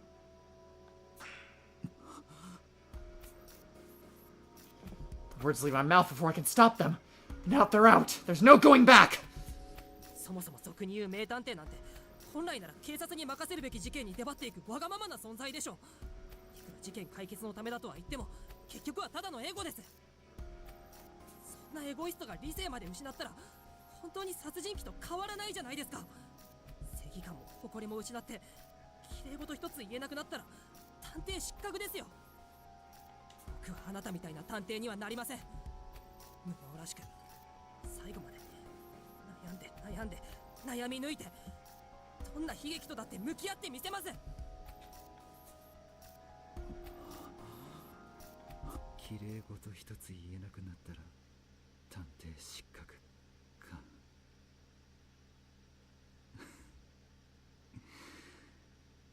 痛いところを突かれてしまったね。確かにかつての私も綺麗事をよく口にしていたよ。明けぬ夜事件の呪縛を解くために、この国を良くするために、正義のためにと。綺麗事を語れなくなった今の私は鬼畜探偵どころか、もはや鬼畜探偵を名乗る権利などないのかもしれないね。Workaholic touches his watch, and the extended wire retracts with a squeak. He then approaches me with Bookworm still unconscious in his arms. どうせその本を解読することは不可能だ。君に託しておくよ。もし本当にすがるものがなくなった時には、今一度読んでみるといい。気づけることもあるだろうからね。Workaholic hands Bookworm over to me, and I take her in my arms warily. I can hear her breathing quietly in her sleep. Thank goodness she's safe. 僕を信じてくれるんですか。君の信念は否定しない。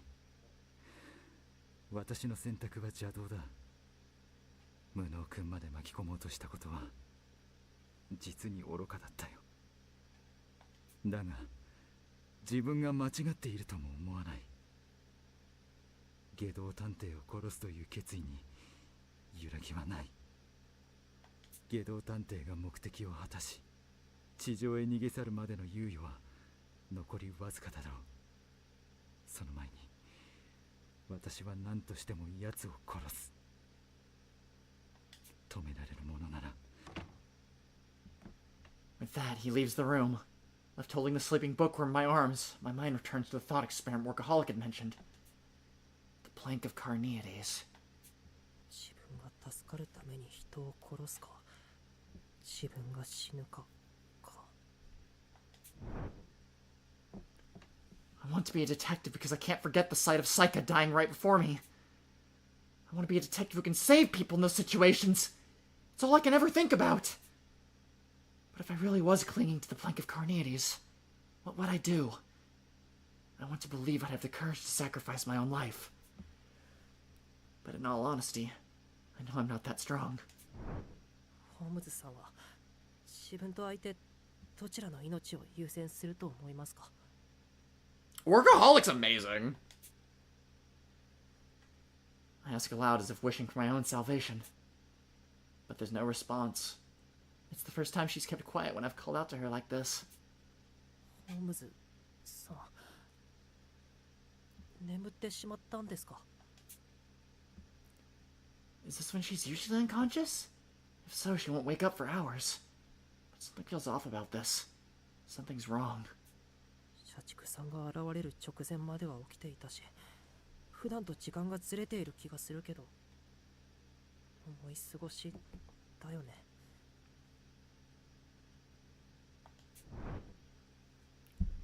I'm sure she'll suddenly pop up again.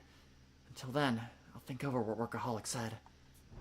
眠る前にホームズさんは自分は2代目の理想探偵だって言っていた。つまり初代は僕ってことなの。 How can that be true? It must be some ridiculous joke. I have no deductive or leadership skills to speak of. そうだよ。僕は10年前にサイカちゃんを救えなかったんだ。そんな僕が理想探偵だったなんて。 My memory remains grainy and unclear. I've seen Psyche die countless times in my dreams. But am I really remembering what happened correctly? Someone claiming to be Psyche appeared in front of me. She told me I saved her. She trusted in me completely. If my memory is all a lie, could there be some truth about myself I don't know yet? ホームズさん、僕は何を信じればいいんですか？教えてください。 I stand still in the archives, speaking to an empty ceiling, and speaking, and speaking. But no one responds. No matter how much I call, ask, or beg, Holmes won't show herself to me. あら無能さん、文学さんをおんぶして戻ってくるなんてどうかなさいましたの？ Alright, 1 second, folks. I will be right back. Some things I need to attend to real quick. Get myself a snack. Or possibly dinner, one of the two. I have to get dinner in like an hour, I'm not sure yet. I'm not super hungry at the moment, but we'll, yeah. Anyways, I shall return shortly. I will let you all stew on the exchange we have just watched.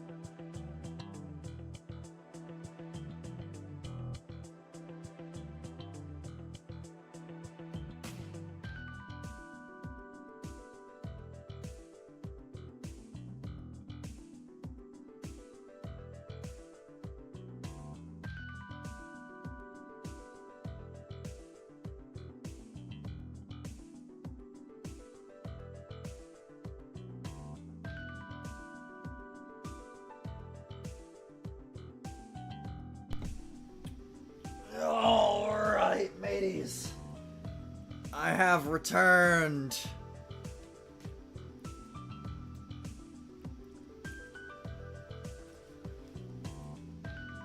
Hopefully most of us are still up and ready to continue. Oh, shit, forgot to grab a soda. That's fine. I'll do that during my next break. Which will probably be in like an hour or so. Because that's definitely the point in time I should probably get food. And by food I mean like an actual meal. Like Tuesday. I need to start eating dinner at a more consistent time, shit. But anyways, that's for later. As for right now... ああ、うん。調査の途中で眠っちゃったんだよ。疲れているのかもしれないね。Thank you, Striker. I've carried Bookworm, who got knocked out by Workaholic, back to the lobby. Posh is busy working on something on the sofa. 何をしているんですか？人数分のタオルケットを用意しているのですわ。仮眠室は見つかりませんし、今夜はここで全員眠ることになりそう At で least す you ね。 have, like, couch bench things to sleep on this time. 確かに地べたで眠るよりは Exactly. ソファーの方がずっと快適ですね。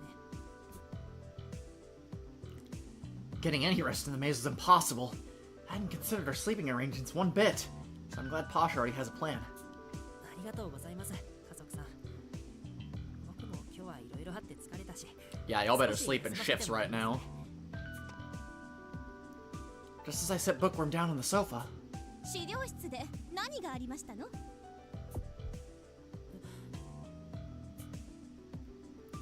That's the last question I was expecting to hear from her. Did I let something slip? I try to keep my face composed as I reply. I won't want to cause any unnecessary concern. 大丈夫、何もありませんよ。ろくな成果も見つけられずに、ちょっと自己嫌悪に陥ってしまっただけです。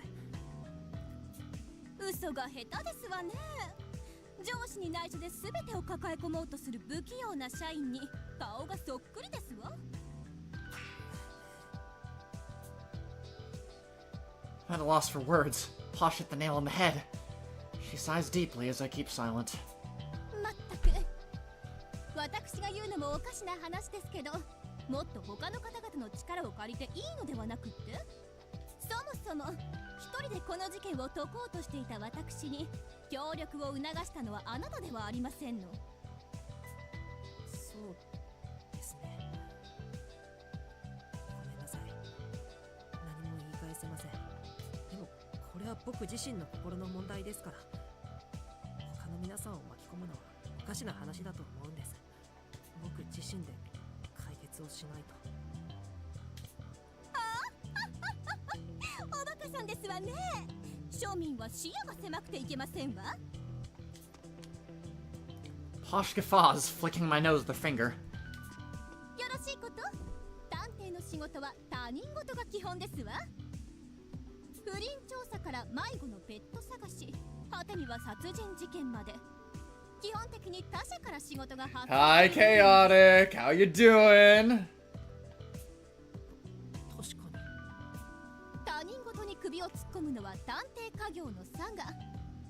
分かったなら私にあなたの事情を話してごらんなさい。わかりました。I tell Posh everything that just transpired.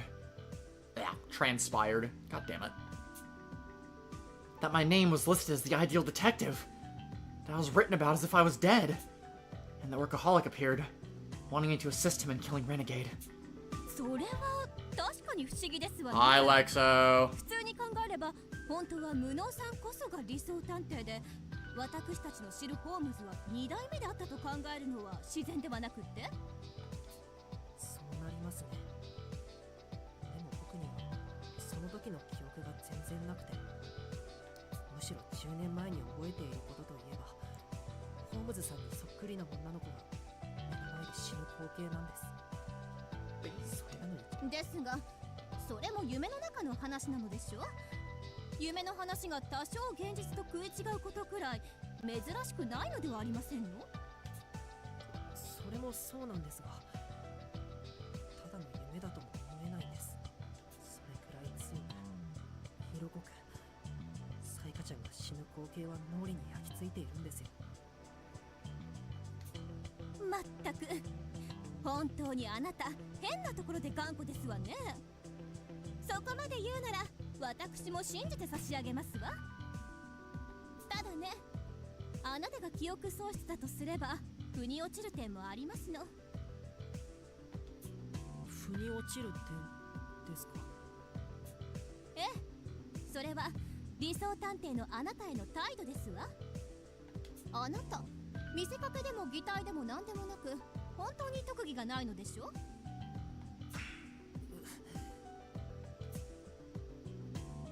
It stings when she puts it so bluntly, but it's the truth, so I reply with a nod. 私はね、幼い頃から本物を見せられて育ってきましたの。 I regret to inform you, Chaotic, that Downtown died a while back. Or do you mean Gourmet? Gourmet is fine. Downtown died way long ago. To everyone's horrid heartbreak, our man Armor perished at the hands of a red SPX last session.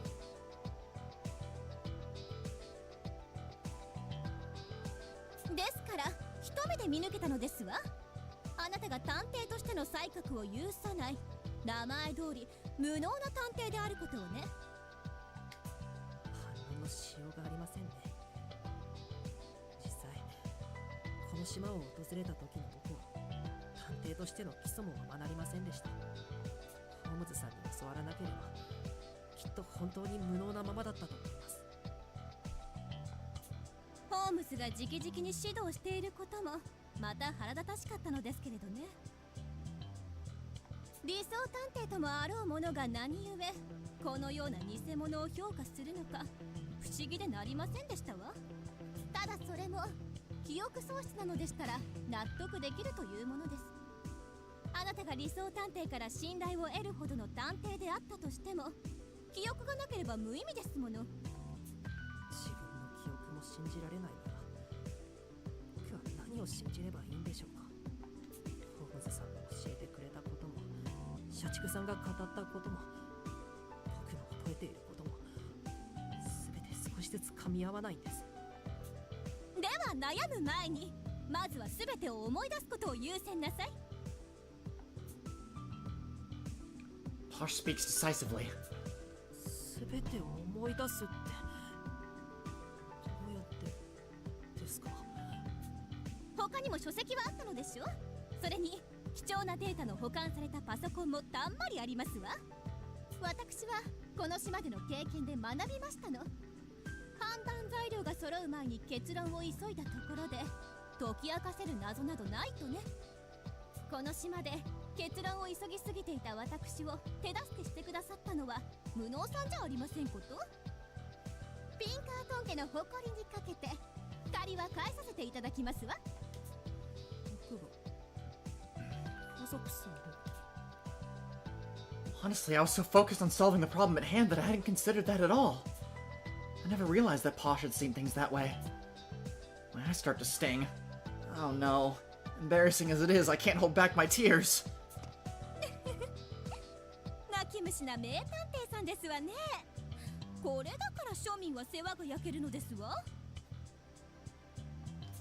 あなたがただの石ころではなく磨けば光る原石であることはよくわかっています。今のあなたなら信じても良いと思いますの。庶民を救うのは上流階級の務め。私でよければ力を貸しますからいつでも頼るとよろしいですわ。ありがとうございます、家族さん。 I dry my eyes with the handkerchief she hands me. Right. Now's not the time to cry. We tracked Workaholic and Renegade all the way here so we could stop them. We need to find and apprehend those two first. Then I can work with the others to find the missing pieces of my memory. さて、あなたの過去はさておき、社畜さんの暗躍については科学さんたちにも情報共有しておかなければなりませんわね。彼らが作業中の分電盤へ行ってきますから、あなたはここで文学さんを見ていなさい。 Posh departs toward the hall where the breaker panel is. She has a point. I can't jump to conclusions. First, I need to recall what happened 10 years ago. The events I forgot that Holmes remembered. ホームズさん、聞こえてますか？ Still no response. If she's out cold, then she'll probably be gone for a few more hours. I'll just have to sum up all the information I've gathered about the kidnapping incident on my own. 10年前に僕らを誘拐した探偵同盟の前身である機密警察という組織。実行犯はその組織に所属していた社畜さんだ。この事件は単なる誘拐ではなくて、何らかの異能を開発するための実験だったらしい。社畜さんによれば、八つ咲号事件を引き起こしたのはこの実験の生き残り。社畜さんが不滅探偵と呼ぶ人たちだ。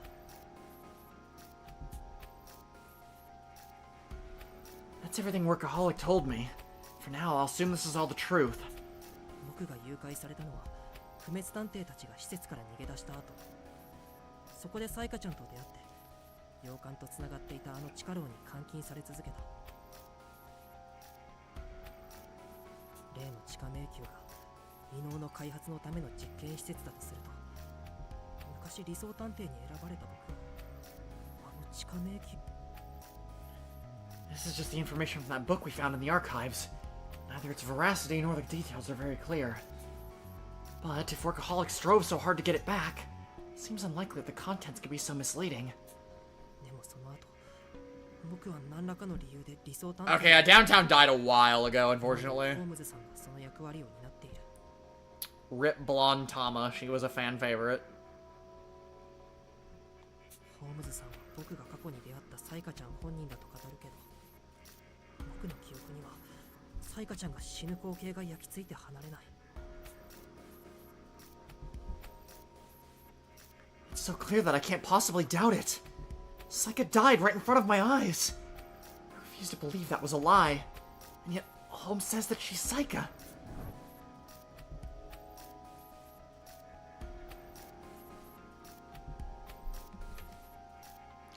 There was indeed an Overture playthrough on the list of things to do eventually. I'm not sure when we'll be getting to that, but yeah, it is on the list.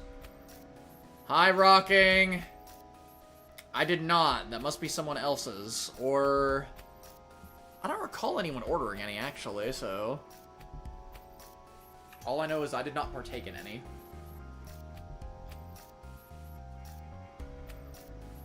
Clones! Oh boy, Alexo.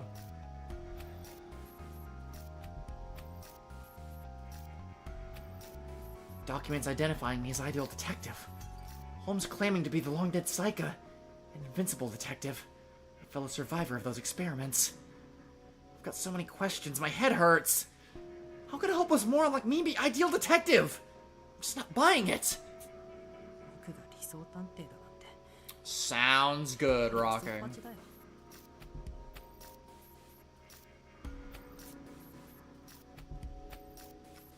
I cannot wait. I sigh, deeply aware of how disappointing my capabilities really are. ああ、じれったいな。もう我慢できないよ。 He's back. 無能くん、俺の手で君を目覚めさせてあげるよ。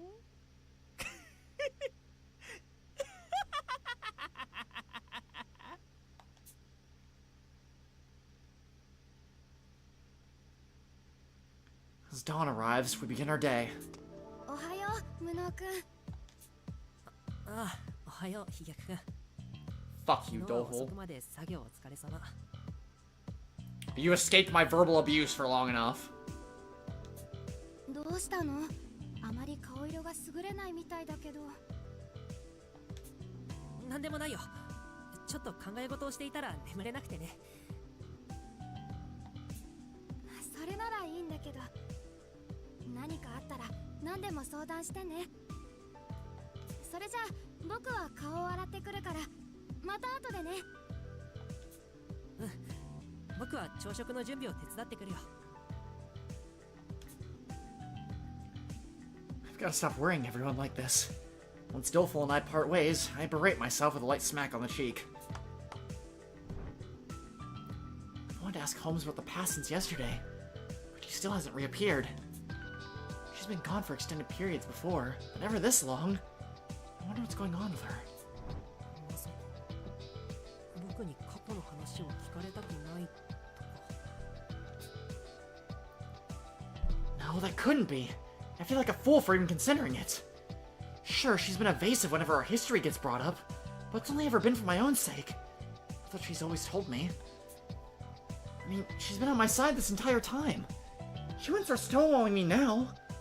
Would she? きっと寝坊しているだけだよね。 I repeat the thought over and over, trying to convince myself. 無能ちゃん、食器を運ぶのを手伝ってくれるかしら。ぼーっとしてないで手伝ってください。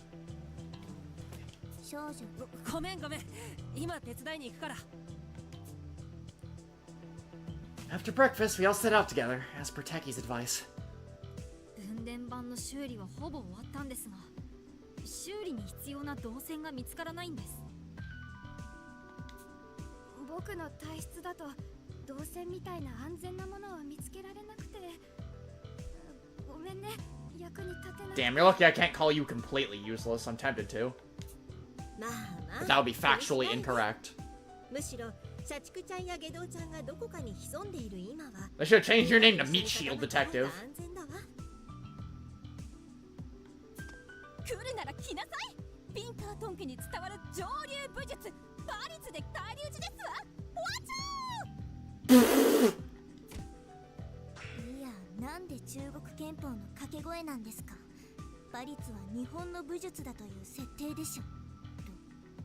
と少女はシャーロキアン以外には分かりづらいツッコミをした。 We head down the passage while keeping an eye on our surroundings. Those two must be working nearby, but so far neither hide nor hair. 昨日から特に変化もなし。彼らは何のためにこの研究棟に潜んでいるのでしょうか。さすがにもう目的は終えているんじゃないかしら。私たちが出入り口を抑えていたし、エレベーターは壊れているしで、脱出に困っているのだと思うわ。わ、今誰も出入り口を見張ってませんけど大丈夫なんでしょうか。ヘリポートから脱出されちゃうんじゃ。出入り口のシャッターを閉じてロックしておいたから大丈夫ですよ。無理やりシャッターを開こうとすれば大きな物音がしてすぐに分かります。つまり今この地下研究棟自体が巨大な密室状態なんだね。不吉なことを言うんじゃありませんわ。なんだか密室というだけで殺人事件が起こりそうではありませんの。確かにミステリー以外で密室なんて言葉なかなか聞く機会ありませんよね。文学さん、そっちの道具箱には何も入ってなかった？工具しかありません。と少女は肩を落として報告する。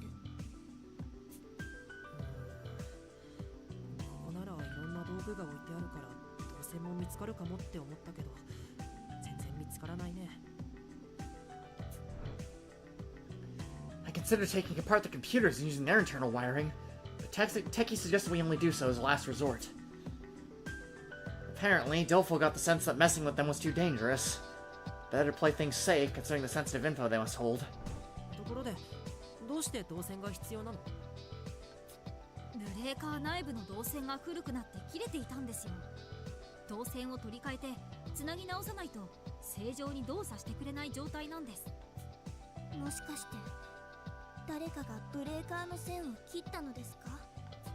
いえ、おそらく経年劣化だと思います。そもそもこの施設自体かなり埃まみれですし、 PC の OS も化石じみていました。随分と長い間誰も使っていなかったのでしょうね。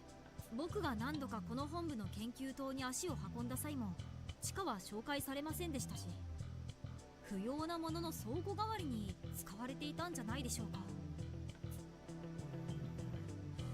そもそもここって何を研究している場所なのかな？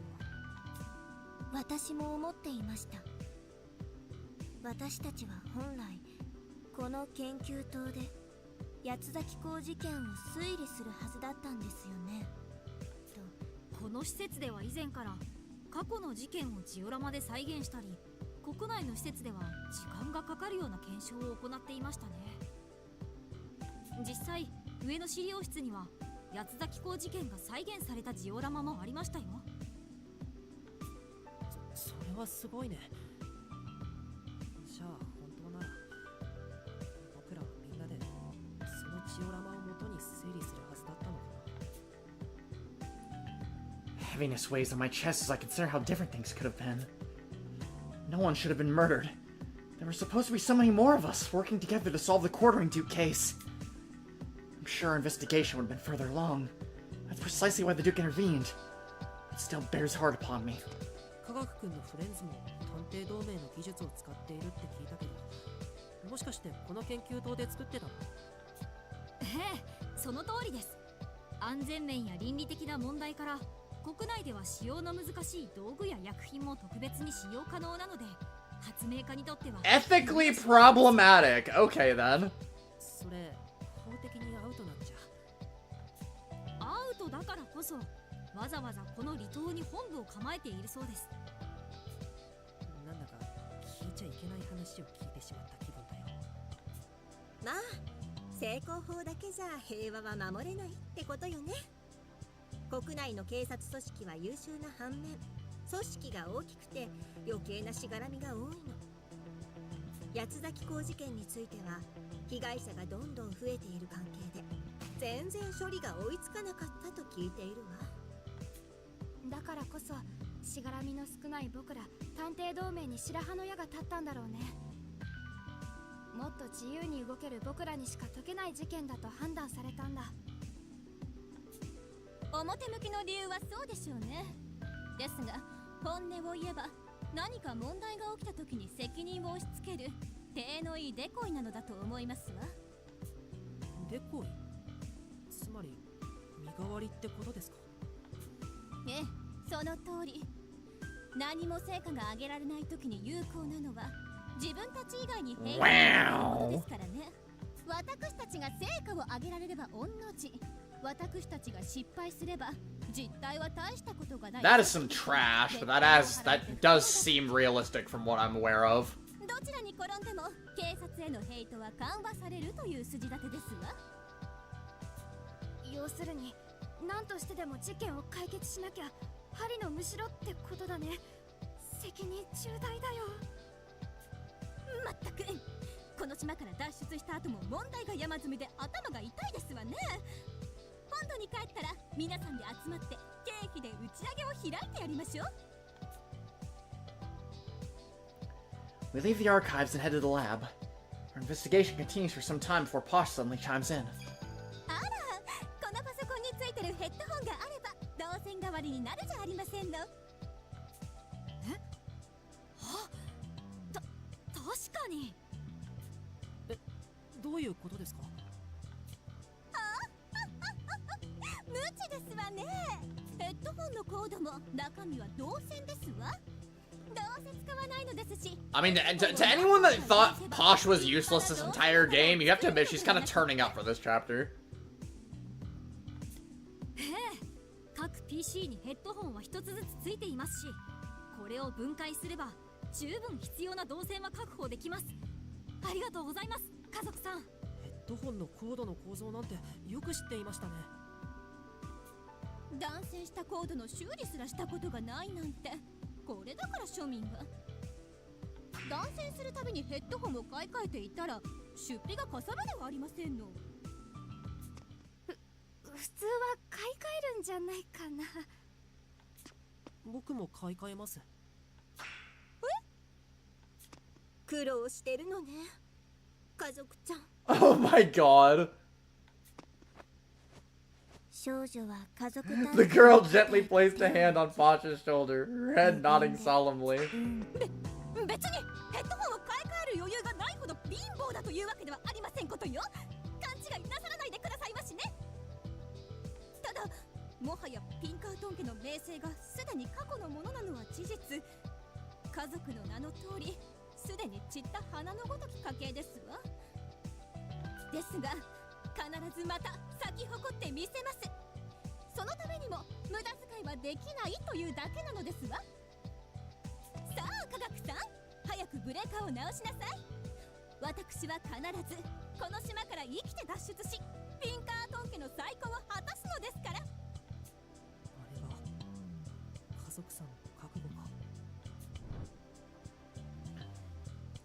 She's capable of weathering any dishonor or shame for the sake of restoring her family's pride. Her resolve is clear-cut and reflects well on her.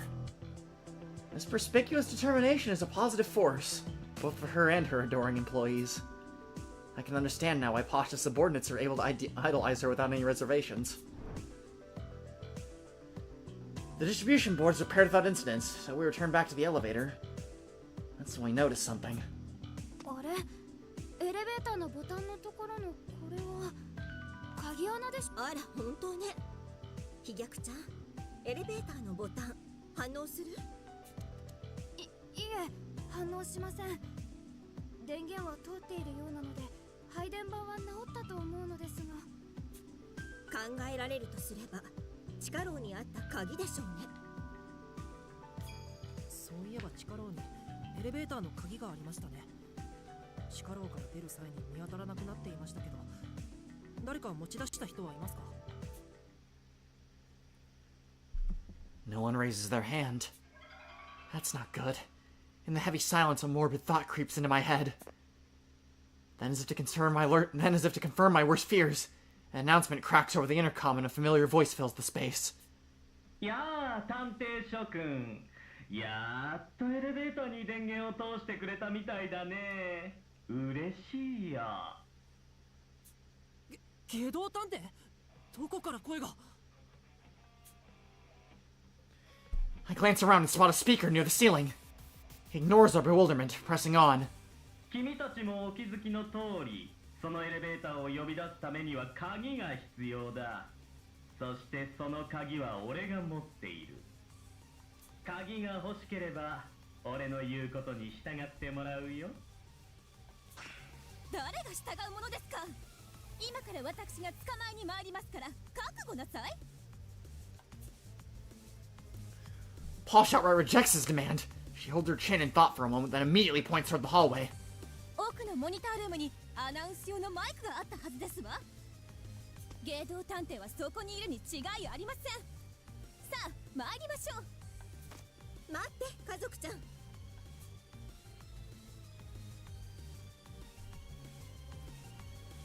Gourmet grabs Posh's arm before she runs off.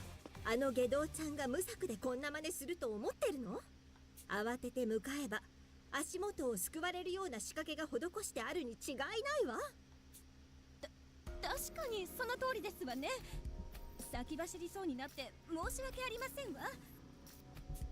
でもだからってここでじっとしているわけにもいきません。罠を警戒しながらモニタールームへ向かいましょう。もう下道探偵の好きにはさせない。僕が先頭になるからついてきて。こんな時のために新たな捕獲用のフレンズビリビリ君を用意してあります。 Shocky 捕 walkie. まえましょう。文学さんと美食さんはこの場に残ってエレベーターの監視をお願いします。 I know, right? Like, if you really think back, most of the problems we've encountered are either because Posh goes in blindly or because Armor is super reckless. As much as we love Armor, he has unfortunately caused us some dire circumstances. I'm pretty sure it's mostly been Posh's fault, though. I'm not gonna lie. 任されたわ。パンくず一つ見逃さないから安心してね。 He has a 2 in int. 気をつけてくださいと少女は心から無事を願うのだった。 Well, Shocky Walkie is a taser, and that's probably about as close to a gun as you're gonna get. Without proper materials and the like.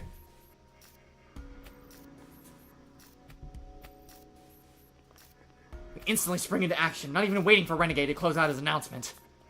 But even as we move, his banter continues. おいおい、人の話を落ち着いて聞くこともできないのかな。困ったものだね。そんな悪い子たちにはお仕置きが必要だな。気をつけてこちらへ来るといい。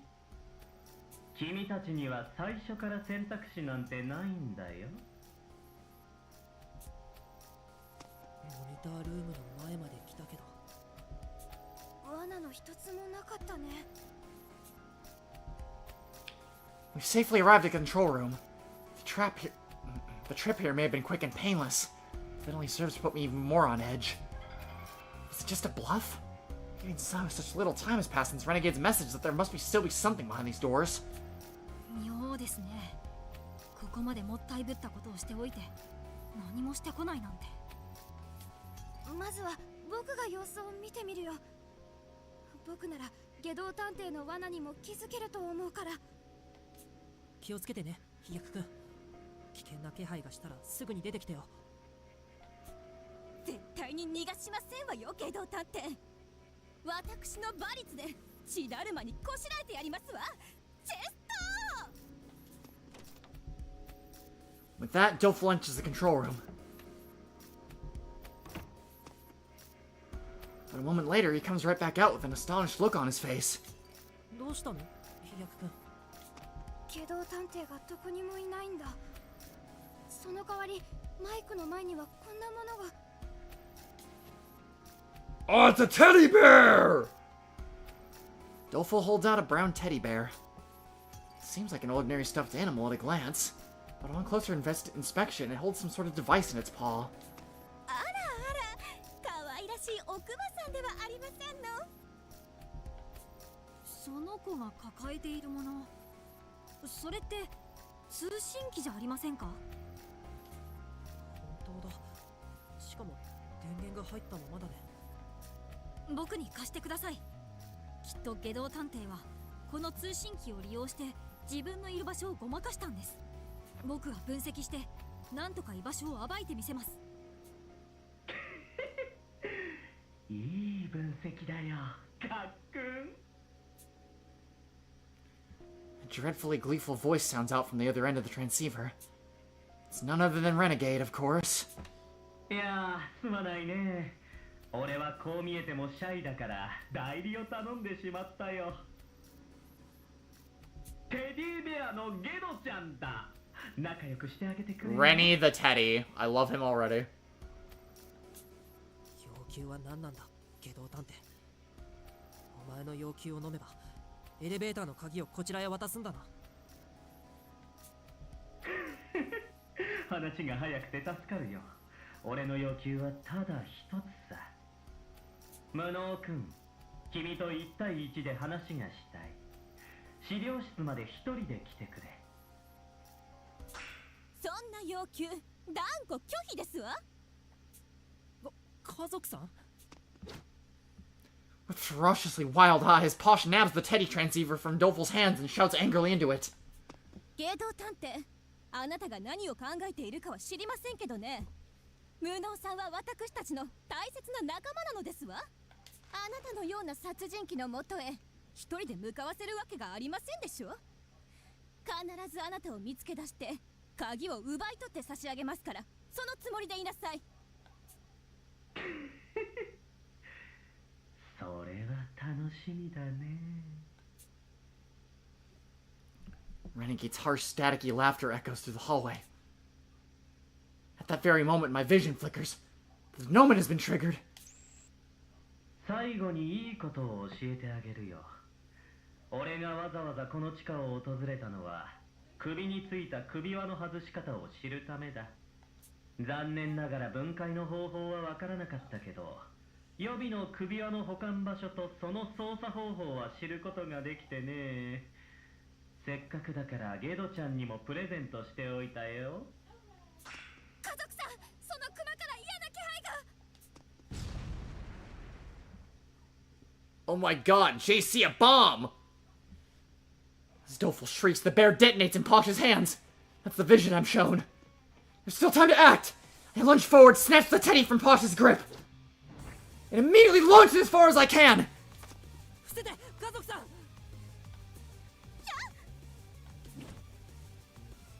The bear detonates mere seconds after it leaves my hands.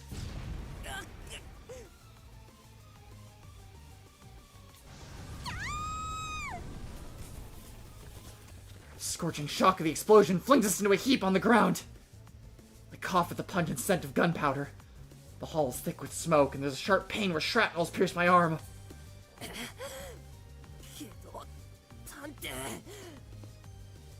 Despite my injured arm, I managed to haul myself to my feet. I could hardly believe it.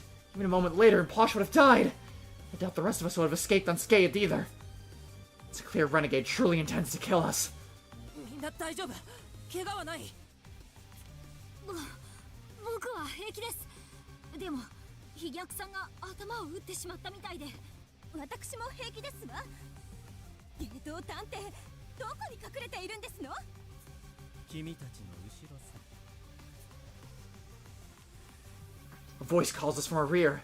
As I turn to face its owner, a small metallic glint catches my attention. さあ、避けてみなよ。 Renegade brandishes his knife and swings it sideways in our direction. Crap!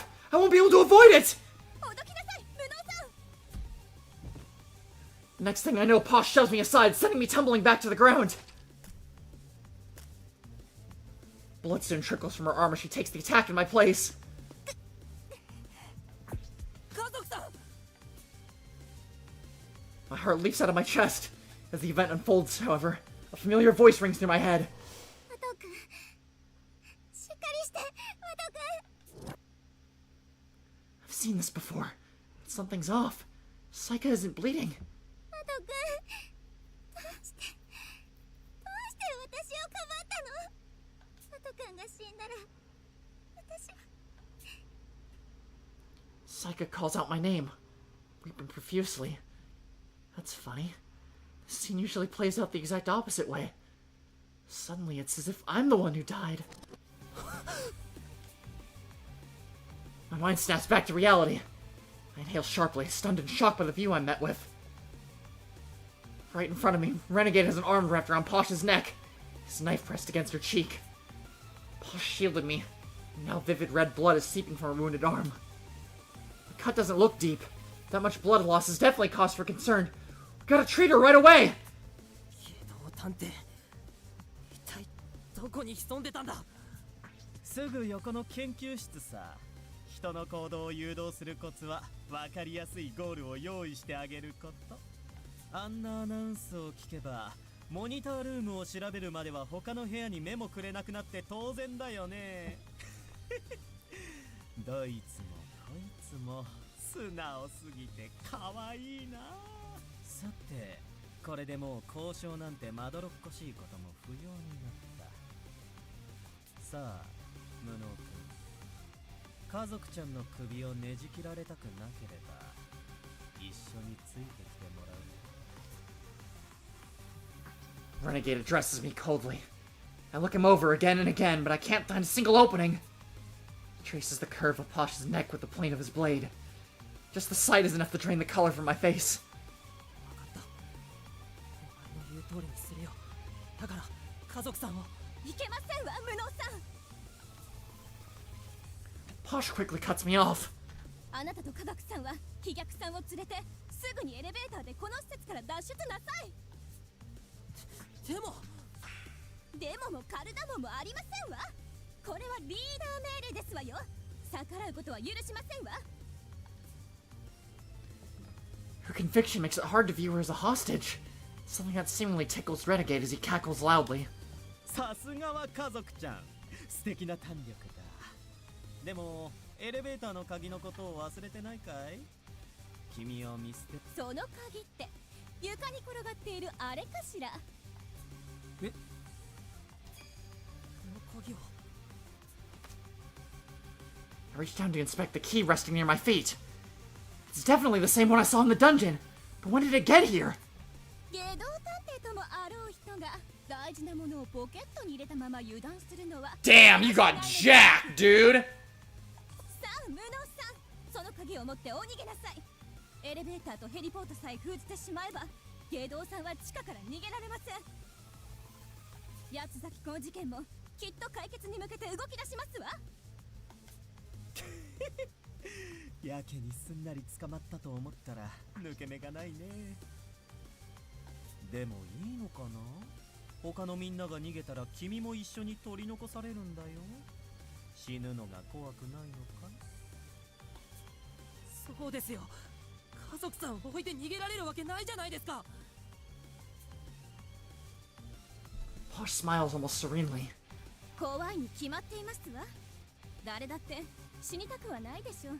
ですが死よりもっと恐ろしいのは我が身可愛さに死者を増やしてしまうことですわ。私は偉大なるピンカートン家の末裔。私の命で大勢を救えるのなら悔いはありません。さあ早くお行きなさい。家族さ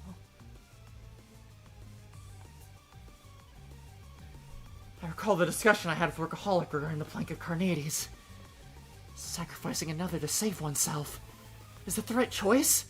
No one can really say. Seeing Posh so prepared to give her life for hours, I'm suddenly struck by a realization. This is what an ideal detective truly looks like.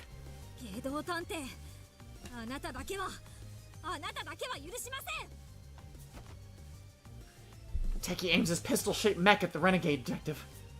少しでも動けば撃ちます。動かないでください。おーっと、銃型のフレンズか。その構造、おそらく銃型のスタンガンだね。これはまた面白いものを作ったな。 Apparently unfazed, Renegade begins moving with his hostage in tow. Man, does this guy even know how to feel fear? 撃つって言ってるんですよ。どうして動くんですか？この数日で随分と成長したみたいだけど、君にはまだ撃てないよ。手元が狂って家族ちゃんに当たれば最悪感電死だものな。武装ちゃんを失ったばかりの君にそのステージはまだ早い。もっと経験を積んでからまたおいで。なめないでください。 Teki moves in closer, preparing to shoot. The muzzle of the barrel trembles in his hands, his aim uncertain. Despite having him at gunpoint, Teki seems to be losing the upper hand to Renegade's intimidation. That man really is a monster. さて、名残惜しいけど一旦お別れの時間だ。Yeah, even with one arm, he's a menace. 無能くん、今から1時間後、その鍵を持って資料室に一人で来てくれ。さもないと家族ちゃんの公開八つ咲きショーが始まるよ。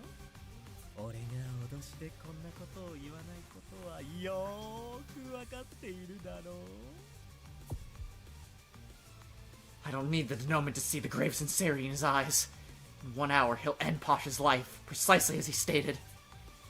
Though I haven't known him long, I'm already well acquainted with this man's brand of cruelty. 必ず行く。だから家族さんには傷一つつけるなよ。バカ庶民、私のことなど。いい返答だ。それじゃあラストステージで待ってるよ。待て。 Teki attempts to keep his stun gun sights on the fleeing Renegade. Before he can pull the trigger, Renegade has already disappeared down the hall, dragging Posh along with him. あれ、家族さんはどこ？ Oh my god. Dumb fuck detective was unconscious this entire time. He didn't even do anything. Dolfo comes too, anxiously asking about Posh as he scans the vicinity. Neither Teki nor myself can muster a reply. All I can do is stand there, disgusted by my helplessness. Returning to the lobby, we recount the events to Gourmet and Bookworm, who have been keeping watch. 本当に一人で向かう気なの？無能ちゃん。はい。外道探偵は自分のポリシーに反することはしない男です。約束を守れば家族さんを殺すことはないはず。彼女を救うには奴の要求に従うしかありません。その後はどうするの？外道探偵が君に何をしようとしているのかわからない。でも危険なことは間違いないよ。家族さんを救えたって君が死んでしまったら意味がないんだよ。外道探偵と対峙する上で何か策はあるの？外道道探偵が僕を本気で殺すつもりなら策はある。大丈夫、絶対に生きて戻ってくるよ。無能さん、どうかこれを使ってください。 Techie hands me the pistol-like device he'd been holding. 白い SPX の針を参考にして作った電撃遊具ビリビリ君です。引き金を引くと電撃が流れる針が射出されます。射程距離は2メートルほどと短いですが、体のどこかに当てれば下道探偵の身動きを封じれるはずです。ありがとう、科学くん。こんなすごいものを作るなんて、やっぱり君は天才だね。Oh, he had Freezy Breezy earlier for like an air conditioning friend, didn't he? でも僕には撃てませんでした。撃つチャンスはあったのに。 The Pika Pika gun. 大切な仲間を救えなかったんです。また心の中を全て見透かされて悔しくてたまりません。僕がもっと強ければ、もっとあの人に対して冷酷になれれば、守ること。他者を傷つけることを恐れる生き物は人間だけ。人でなしになり果てるのは他者を思いやる理性を失った瞬間だと、誰かが死ぬことに、誰かを傷つけることに恐怖する気持ちが弱さだなんて私は思いません。文学さん。 Bookworm speaks in an uncharacteristically straightforward manner. She smiles at Techie. 科学探偵、あなたはこの島へ来た当初からぐっと人間らしく成長していると思いますよ。僕も文学さんと同意見だよ。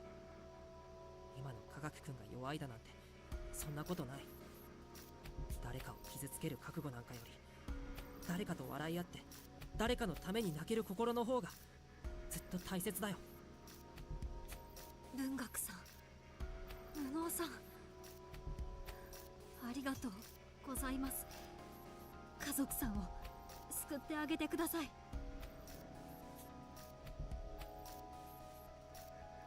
Hiding his face, Techie sheds silent tears. Renegade must have really gotten to him. Undoubtedly, more bitter, challenging obstacles shall await him in the future. But I know he'll overcome it all. Because Techie already has the strength to admit his vulnerability and share his honest feelings. 無能探偵、人でなしの下道探偵の花を明かしてやってください。私はあなたの優しさこそが人間の強さなのだと信じています。任せて。 I never nicknamed my Pokemon ever. あいつに手痛い一撃をお見舞いして And I seem to be in the minority in that regard.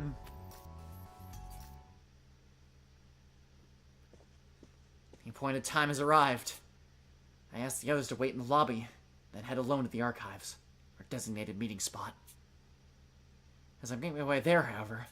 なんとか間に合ったようだね。 Yay! She's back! ホームズさん。 For the first time in about a day, Holmes appears before me. どうしてずっと姿を見せなかったんですか？すまない。残留思念なのにおかしな話だが、少々調子を崩してしまってね。細かな説明はまた今度するよ。 God, this probably will be a two-parter. Shit. Although,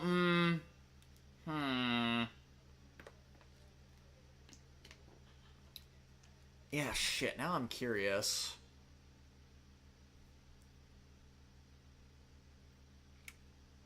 I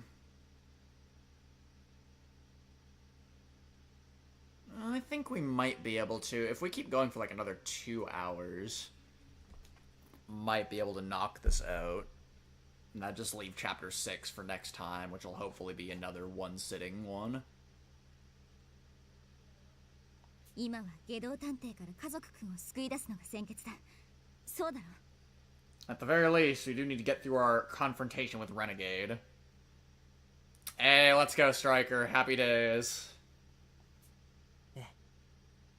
きっ僕一人じゃ下道探偵には勝てません。 Since we have 7 people here right now, I kind of feel bad for a lot of the people missing this moment. 力を貸してください、ホームズさん。もちろんだよ。他の誰もが君を裏切り、君と敵対し、蔑み、否定しようとも、私だけは君の全てを肯定してみせる。下道探偵と決着をつけたら、私の知る全てを話そう。奴との因縁にケリをつけるぞ、ワト君。はい。 Together, Holmes and I enter the archives. Renegade rises from his chair, clearly sick of waiting. He points his knife at me, the corner of his mouth quirked upward into a smile. 来てくれると思っていたよ、無能くん。やはり君は俺の見込んだ通りの探偵だ。 The knife's point glints in the light. My heart leaps at the sight of its icy shine, pale like moonbeams. It's impossible to remove myself from the life or death reality of the situation. なぜ来ましたの？あれほど来るなと言ったではありませんの。 Shut up, bitch! The anxiety in Pasha's voice is palpable. Her right hand seems to be handcuffed to a pipe on the wall, judging by the grating sounds of steel upon steel. 家族さんにかばってもらって分かったんです。僕が目指すのは目の前で溺れている人がいたら自分の掴んだ船板を迷わず渡せる探偵だって。無能さん。下道探偵、エレベーターの鍵は持ってきた。早く家族さんを解放しろ。ああ、いいさ。ほら、これが家族ちゃんの手錠の鍵だよ。 As he speaks, Renegade demonstrates this by locking and unlocking Pasha's handcuffs. There's no doubt that key is the real deal. 俺の横のデスクに置くから君も同じようにしてくれ。僕を出入り口から遠ざけた上で鍵を交換するつもりか。それくらいは当然の権利だろう。君らは今エレベーターの前に陣取って有利な状態なんだ。俺にも少しくらい希望を分けてくれたっていいじゃないか。 Won't you spare me just a tiny lick of hope? 鍵を置いたよ。移動を始めよう。ただしお互い一歩ずつだ。いいね。いい警戒の仕方だ。君はほん Nice. It's wise to stay on guard. Look at you, growing up and learning so fast. 言われた通りにしよう。では We'll do it your way then. Go ahead, you start. では1、2。 Ah. Damn it, my Todd Habercorn impression is not great today, it seems. As I asked of him, he closes the distance between us one step at a time. Same way I do. One step, then another. My heart pounds faster and faster as we draw closer, the sweat beating on my skin. I'm not an idiot. I know he'll attack me once I'm in range. He'll likely come at me with lethal force. I will my legs not to shake, forcing myself to keep one foot in front of the other. Then my vision suddenly flickers. The knife shoots out from Renegade's hand like a rocket. Hits my forehead with so much force that my entire head feels like it's flying off. My consciousness ebbs faster than I can form a single thought.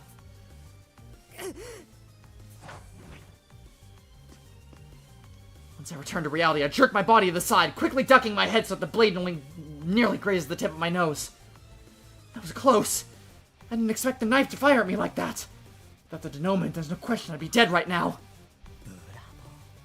ほら、俺の予想した通りだ。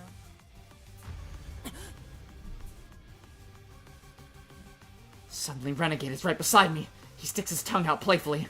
今君はナイフの刃が飛ぶ前から動き出していた。このナイフの仕掛けに気づいた素振りなんて一切なかったの。おかしいよね。無能君は時折妙に勘が鋭い時があるけど、果たして何が見えているのかな。 You're weirdly perceptive every so often. What? You get visions or something? 君も理想探 I 偵と wonder. 同様 Are you able to see the future too? The way Ideal Detective could? そんなわけがないだろう。 Make for the key to Pasha's cuffs and quickly snatch it up. Renegade, on the other hand, saunters over at his leisure, placing a hand on the elevator key. Our exchange is complete. But the others are still guarding the front of the elevator. He can't get away that easily. I've got to free Posh and get us back to the lobby ASAP. 来ちゃいけませんわ。早く私から。いいえ、この部屋から離れなさい。家族さ Posh answers only with a hurried expression. What's going on? ああ、言い忘れていたよ。 Renegade casually drops a horrifying fact. 彼女の手には俺とお揃いの首輪をつけてやる。何かの拍子でボンと行くかもしれないよ。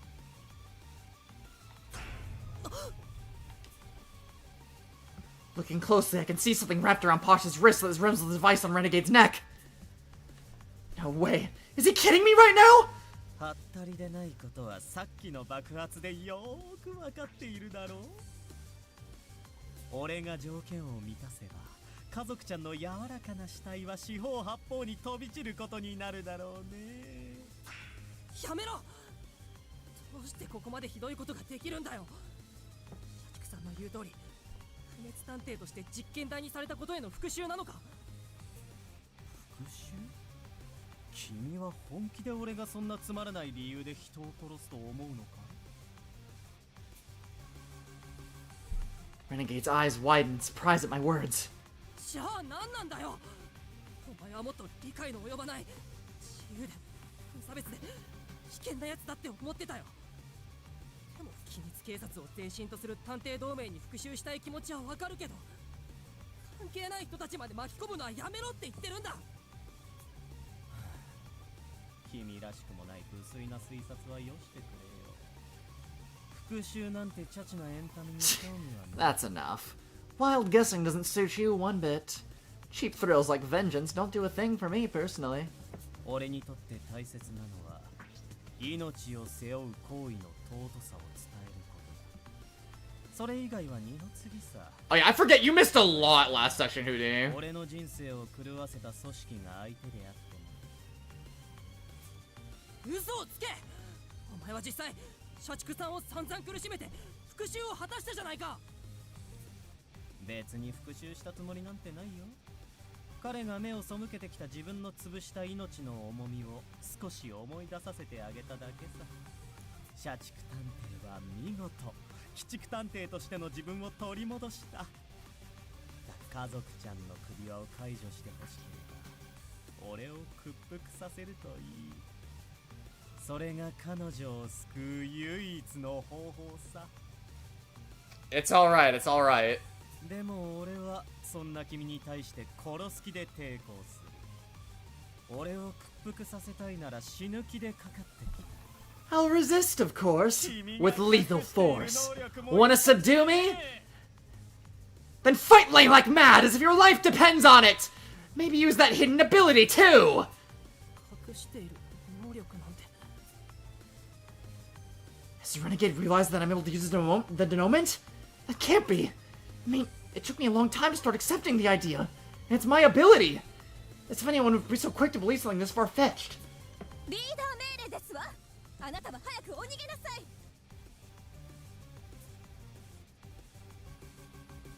Paul shouts out from behind me. 探偵家業に身を投じたその瞬間から死ぬ覚悟はできていますわ。芸道探偵、あなたの計画に踊らされると思ったら大間違いですわよ。 Her expression shows no trace of sorrow or fear. Even given her circumstances, her strength of character is incredible. あー、いいね。さすがは家族ちゃんだ。意志がとても強くてゾクゾクするよ。でも果たして無能君は見捨てられるかな。仲間の命を見捨てて彼女の分まで生きていくか、それとも命を救うために自分の命を懸けるのか。まるでカルネアデスの船板の問答じゃないか。君はさっき自分の船板を差し出すと言っていたよね。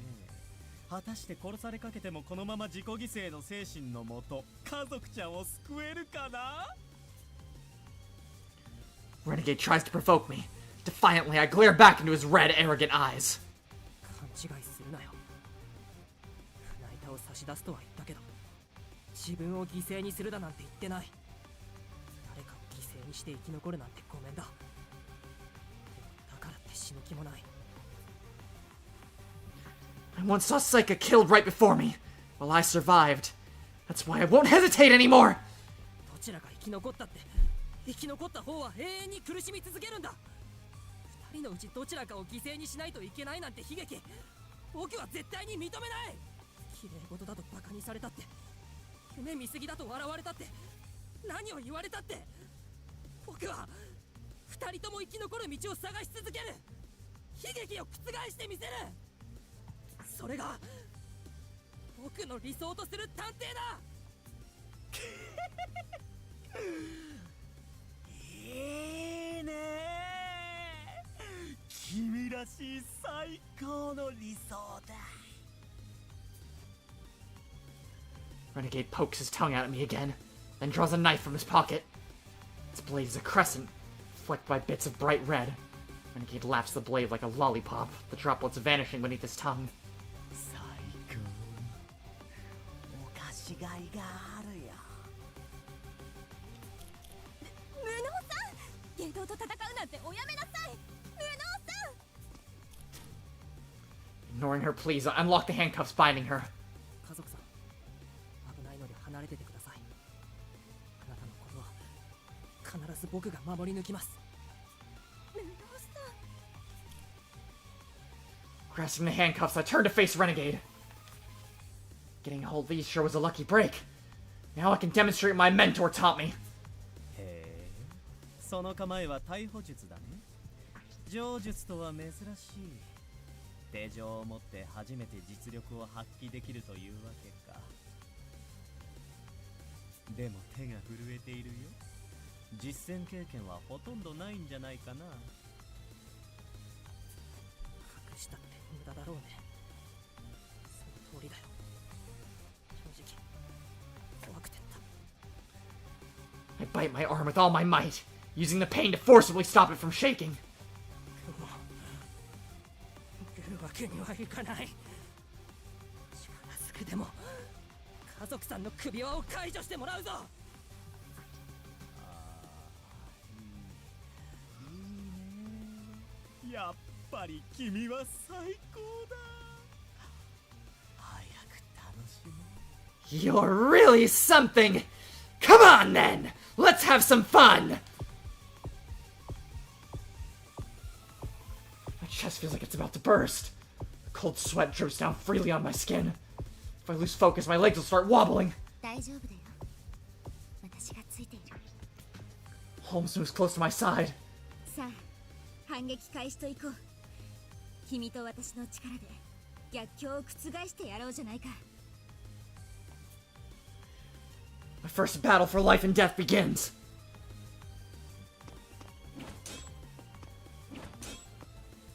Using the handcuffs, I block countless knife jabs.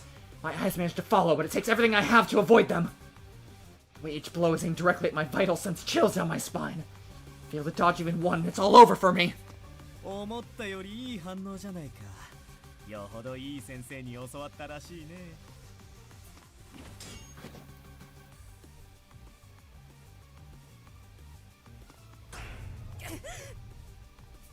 でもどこかで反撃に転じないと押し切られてしまうよ。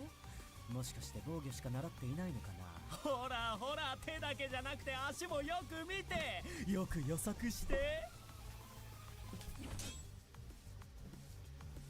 Renegade chats casually as he slashes about. Here I am at my absolute limit. Just what is this guy? Already well aware, this man truly has no qualms about killing, despite his constant insistence that life holds precious value. This one person I don't think I'll ever see eye to eye with. Just one hit. I just need to get one hit in. I just need to find an opening somewhere. 隙ができたね。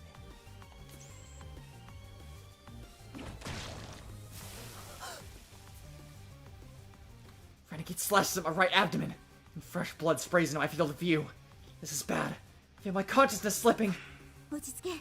それはエンドシーイングで見たビジョンだ。 Holmes' voice recenters me. That was close. That vision was so lifelike it nearly overwhelmed my senses. Right now, I can still protect my right abdomen.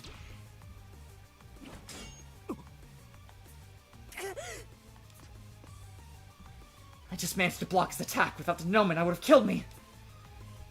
I'm glad I was able to act on it quickly enough. いい動きをするね。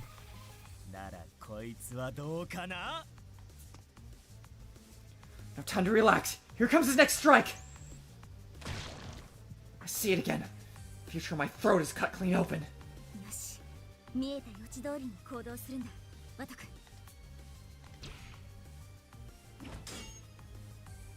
Keeping with my vision, I parry Renegade's attack with my cuffs. Nice. That was the easiest block so far. There's no mistaking it. The Denomen kicking him now is no coincidence. 急に動きが良くなったね。どうしたのかな。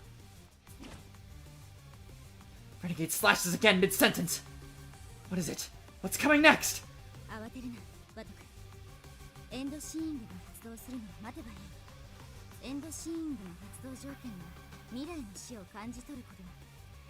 もし下道探偵の攻撃が正確に急所を狙っているとしたら、次も確実に発動する。はい。 I know Holmes speaks the truth.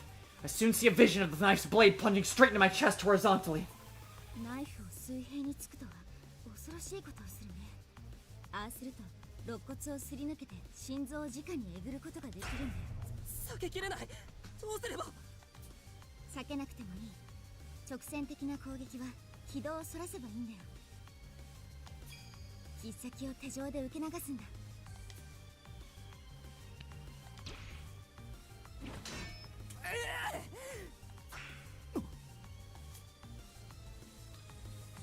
I don't stop the knife, but allow the tip of its blade to slip through the cuffs, redirecting it.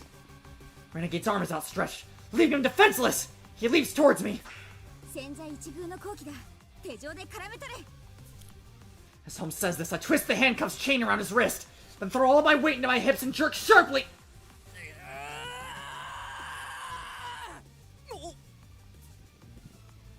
I swing my arms at full strength like a hammer thrower, leaving Renegade off balance. He's caught in the shackles. Then I slam his body into the nearby table. He rolls to the floor among the broken table legs, while keeping my eyes trained on him. I steady my ragged breaths.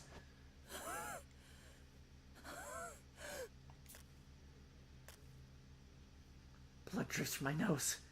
With my vision swimming and my head pounding, I barely stop myself from crying out in pain. 大丈夫ではないな。自分が死ぬ光景を短時間に何度も目にしたのだから反動が大きくて当然だ。まだ動けそうかい？なんとか。下道探偵が意識を取り戻す前に拘束してしまおう。科学君から受け取ったビリビリ君を使うんだ。 Following Holmes' suggestion, I begin to take the stun gun out of my pocket. But then, なるほど。こちらが殺すつもりの攻撃だけは避けきれるわけか。 the voice coming from the ground chills me to the bone. Crap! Thinking fast, I try to jump back, but it's one moment too late! Renegade's knife penetrates my right thigh. じゃあ、こういう攻撃は避けられないんだろうね。I back away quickly to inspect my wounded leg. I'm still able to move it and it hasn't gone numb. But even so, the situation is dire. 今のはちょっと危なかったよ。思ったよりもずっと戦えるじゃないか。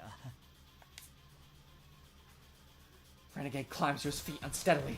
His eyes are unfocused, fixed on empty space instead of me. He'd already lost an arm before my surprise attack hit him hard. It's clear he's at his limit. もうよせ。これ以上血を流したら本当に死ぬぞ。ああ、そうだろうね。手をなくしてからずっと感じていた浮遊感が強まってきた。かってるならもうやめろ。どうしてそこまで僕に執着するんだよ。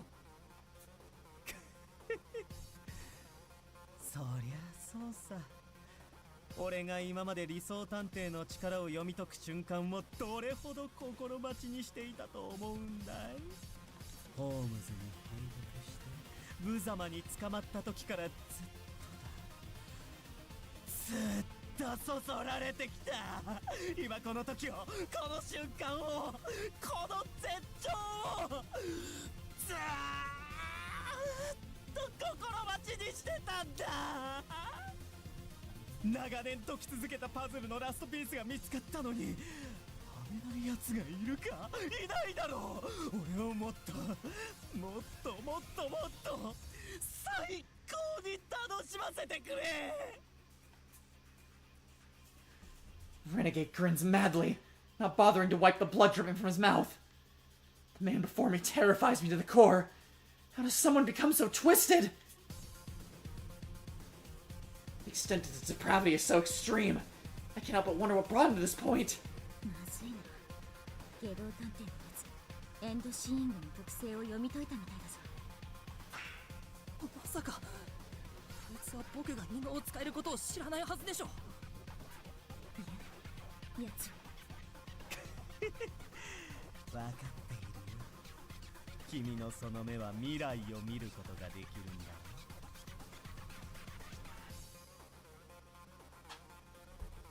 だ。Ah, really? Shit. Okay, looking at the volume equalizer, it was not nearly as high as Hold on a moment.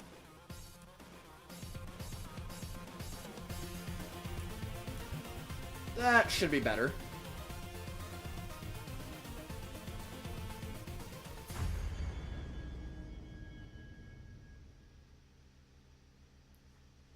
I'm also quiet? Wow, that's a shocker. His words leave me tongue-tied. For a moment I think he may be up to his usual tricks, but I don't get the sense that he's joking. Don't tell me he actually... 別に大した話じゃない。世界でも数えるほどしかいない異能者、理想探偵の話は界隈では有名だからね。その力を恐れたからこそ、俺の It really is. の夜は組織で理想探偵の排除に取り掛かったのさ。もっともその原理は知られていなかったし、君という後継者の存在に気づいているのも俺だけだけど。有名な話。まさかそんな。事実だよ。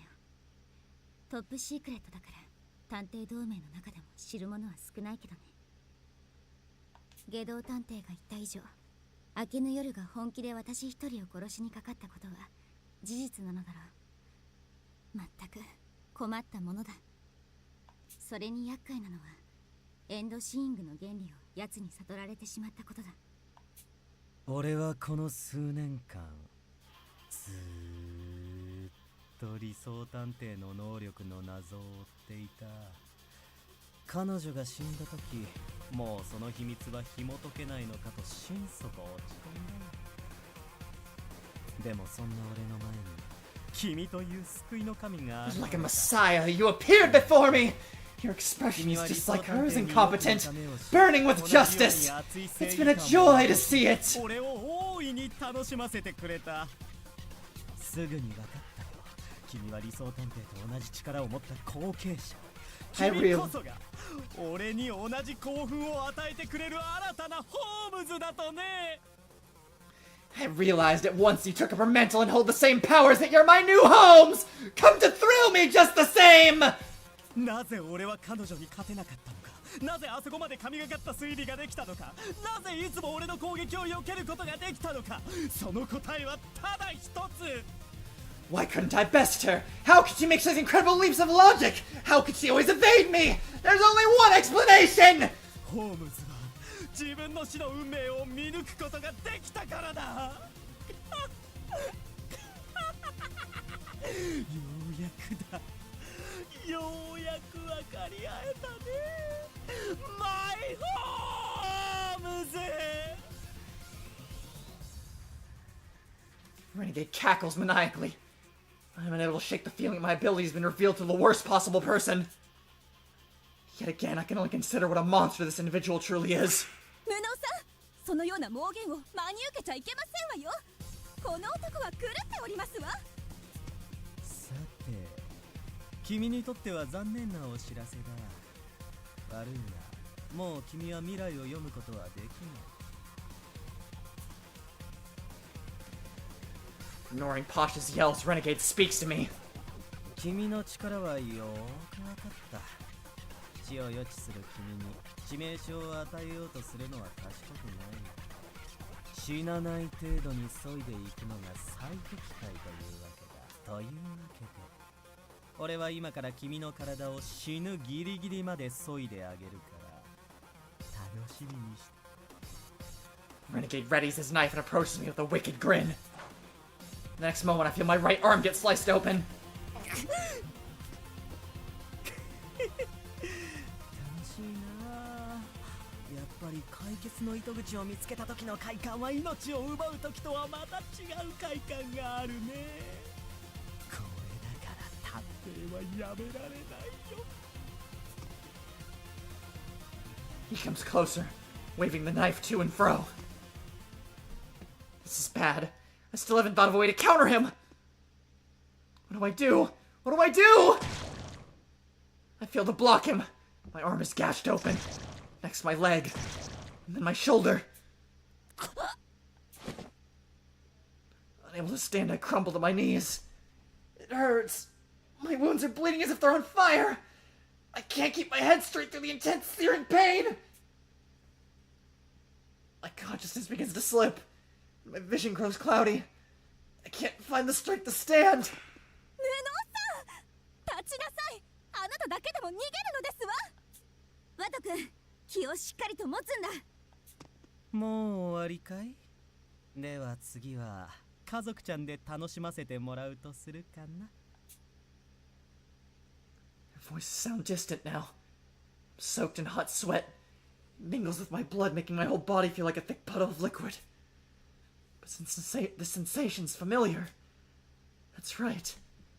How could I have forgotten for so long? It hurts. I'm burning up. It's horrific. It's miserable. It's cold. It's frustrating. I'm angry, enraged, yelling, crying, praying, hoping, begging, envious. But above all, I can't forgive my helplessness. I've been in this exact situation in the past.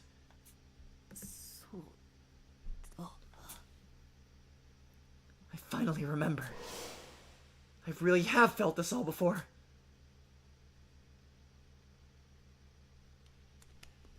I'm walking through the labyrinth with Saika. This is already my third time. I've gotten pretty used to it, so our progress is much faster than before. But I sense something's different than usual.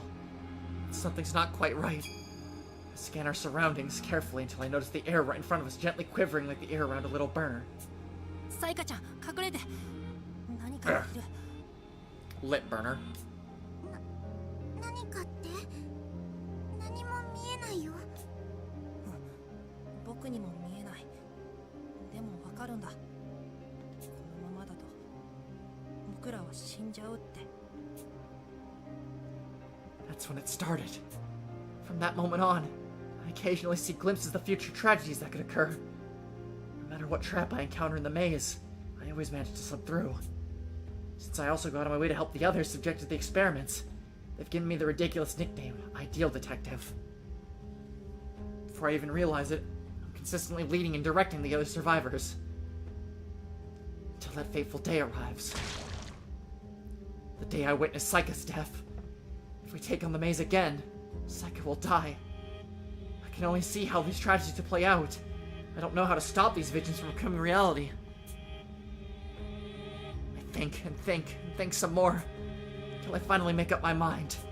サイカちゃん、一緒にここから逃げ出そう。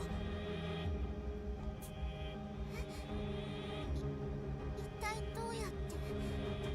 あの迷路にいる間、私たちはずっとカメラで見られているのに。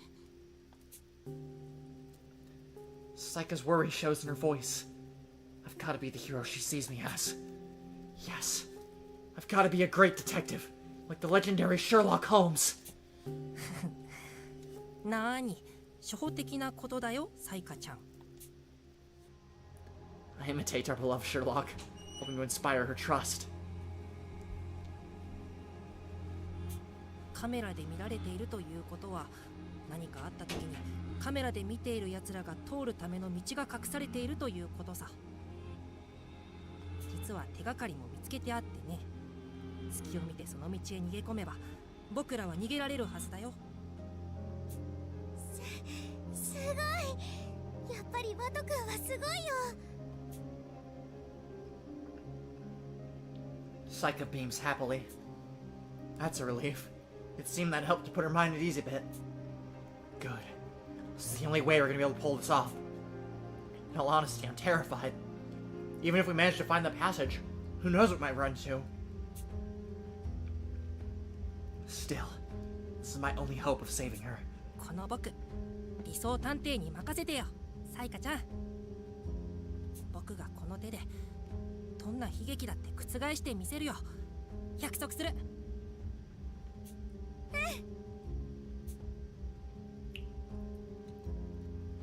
So the time came to put our plan into action.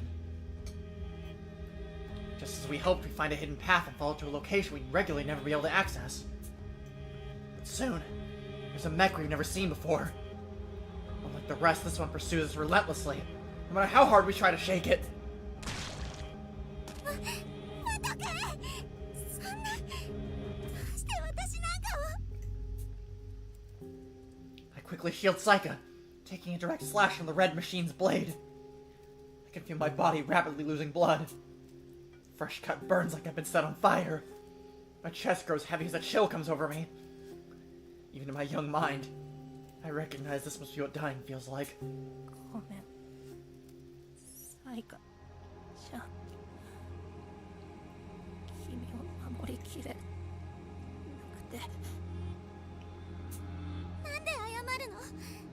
謝るのは私があなたみたいに強かったらこんなことにも。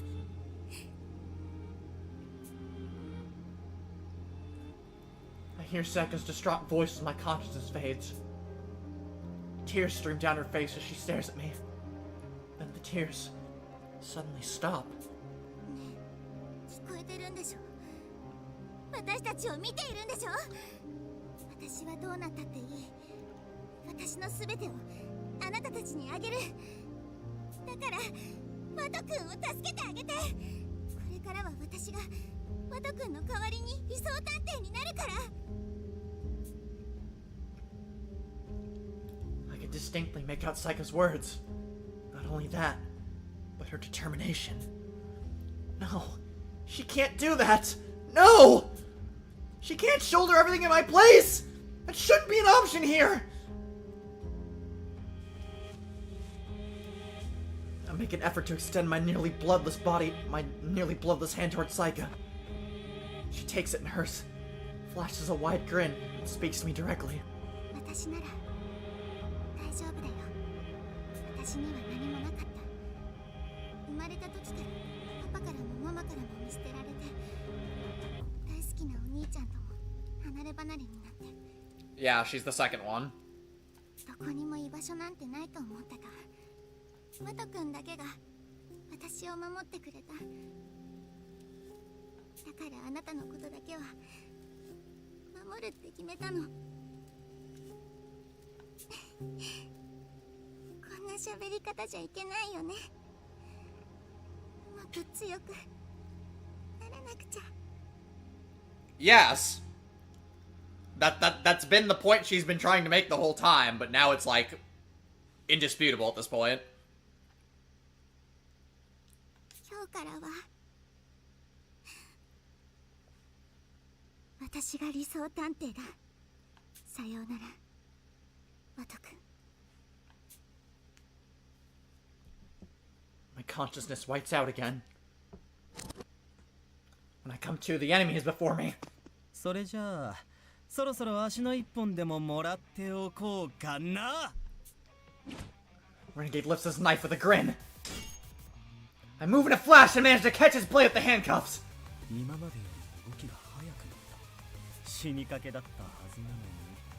どうしたんだい？何もないよ。いや、僕がこれまで何もしてこなかったことに。 Warmth slowly returns to my chilled, anemic body. Now I understand why Holmes, no, Saika has been so evasive about our past. 言葉を濁して当然だ。私はあなたが身代わりになってくれたおかげで助かりましただなんて。それ以来あなたの代わりとして生きてますだなんて言えるわけ。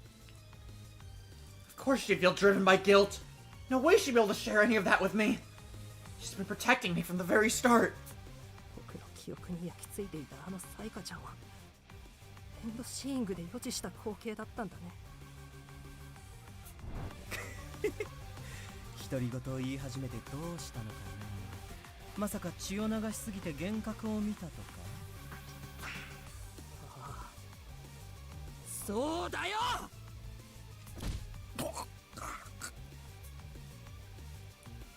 With his knife still trapped, I rammed the tip of my foot into Renegade's unguarded stomach. He gasps from the impact. It's a direct hit! He backs off a little before readying his knife once again. So his expression doesn't change. Sweat gathers at his brow. 嬉しいね。ようやく俺を殺す気でかかってくれる覚悟ができたのかい。そんな覚悟固めてたまるか。僕はもう誰の命だって見捨てたりしない。つくづく甘ちゃんだね。最後の警告だ。殺す気できない。命を背負う覚悟もなし。俺は止められない。 Yeah, he's got one arm, but he's been kicking our ass up until this point. Renegade contorts his body and swings the knife down toward me. Another non-lethal attack only meant to hurt me. The denouement won't allow me to read it. There's a hole in his offense. I take the cuffs that had only been gripping in front of me so far and forcefully swing them backward. 防がない気か。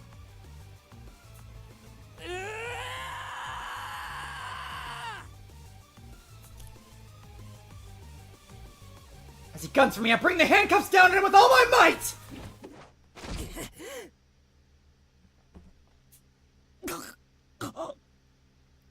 Don't fuck with me! I have the power of saving my dead girlfriend on my side. Renegade's knife nicks my shoulder, drawing more blood. At the same time, however, my fist strikes his forehead, flinging him to a nearby bookshelf. Just as planned. If I tried to block, there's no way I could have read his movements. But since he wasn't trying to kill me, I didn't need to stop him.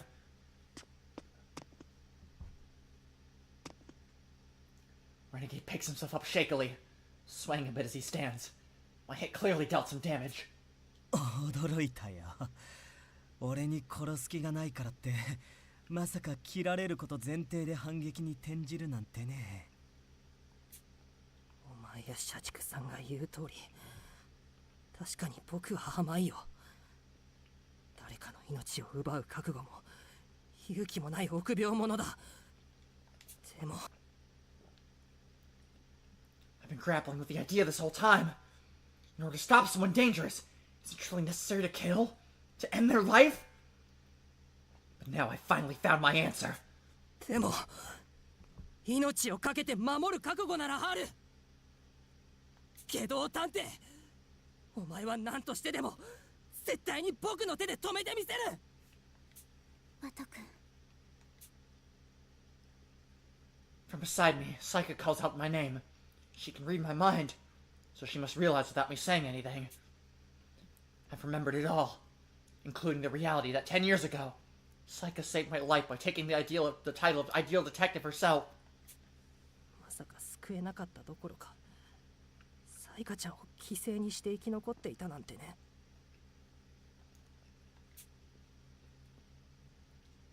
I feel a tinge of despair at how conveniently I twisted my memories. でも落ち込んでいる暇なんてないんだ。I speak as if trying to convince myself. That's right. What I need to do now is stop the menace in front of me. As the original ideal detective, this is my duty! やっぱり半端じゃダメだね。もう一度殺す気でナイフを振るうことにするよ。君の余地は体に相当な負担があるようだけど、俺の体力とどちらが持つかな。 As declared, Renegade Detective draws near me with his knife at the ready. If he's set on using lethal force, I should be able to use my moment. The next exchange might be the deciding factor. For now, I just need to hang in there and trust I'll find the chance to counter him. Left! He's going left! I prepare for the strike and move my cuffs to the left. The clash of metal makes my ears ring. If I hadn't done it, if I hadn't seen the future, my ear would have been cut clean off. Another from the left! No, wait, it's a feint! He's coming from the right! I don't let his fate fool me and instead manage to right-hand block my cuffs. The shock of the blow is more than I can handle, forcing on my knees to the floor. Without pause, Renegade hunches down and slips past my guard. No way he'd miss an opportunity like this. 久しぶりに楽しかったよ、無能君。バイバイ。 The knife is thrust straight towards me. In my current position, there's no escape. This won't be easy to fend off. That's fine by me. With him stabbing directly at me, I know exactly what to do.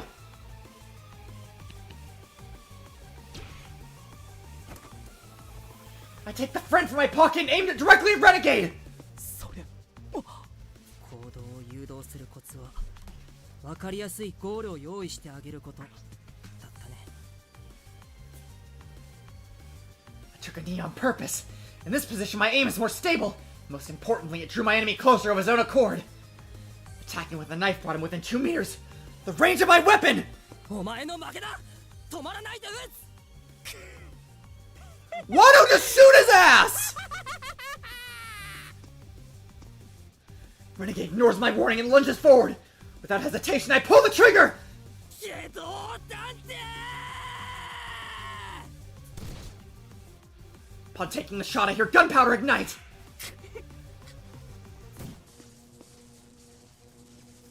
Spikes shoot from the chamber and bore into Renegade's stomach. His entire body convulses wildly. His tall frame leans, but doesn't fall. He advances, erratic step after erratic step. Grinning, he peers down onto me.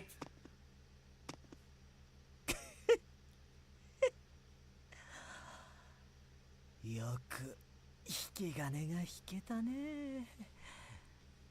俺が感電死してしまわないか心配じゃなかったのかい。 As if a bastard like you would die from a stun gun. I almost voiced the thought, but managed to stop myself. He's lost an arm and a substantial amount of blood. His body just took a huge shock, and he's still standing, stubbornly pursuing the ideal detective. I'm struck by a feeling when I consider this life has been upended by an ideal detective. Not sympathy or kinship, but something else. So out of earshot, I whisper to him quietly. 答え合わせをしてあげるよ。僕は、いや僕たちは、お前の推理通り死が見える。だから、引き金を引いたって死なないことは分かってたんだ。これで、ラストピースとやらはハマったか。そうか。俺の推理は当たってたのか。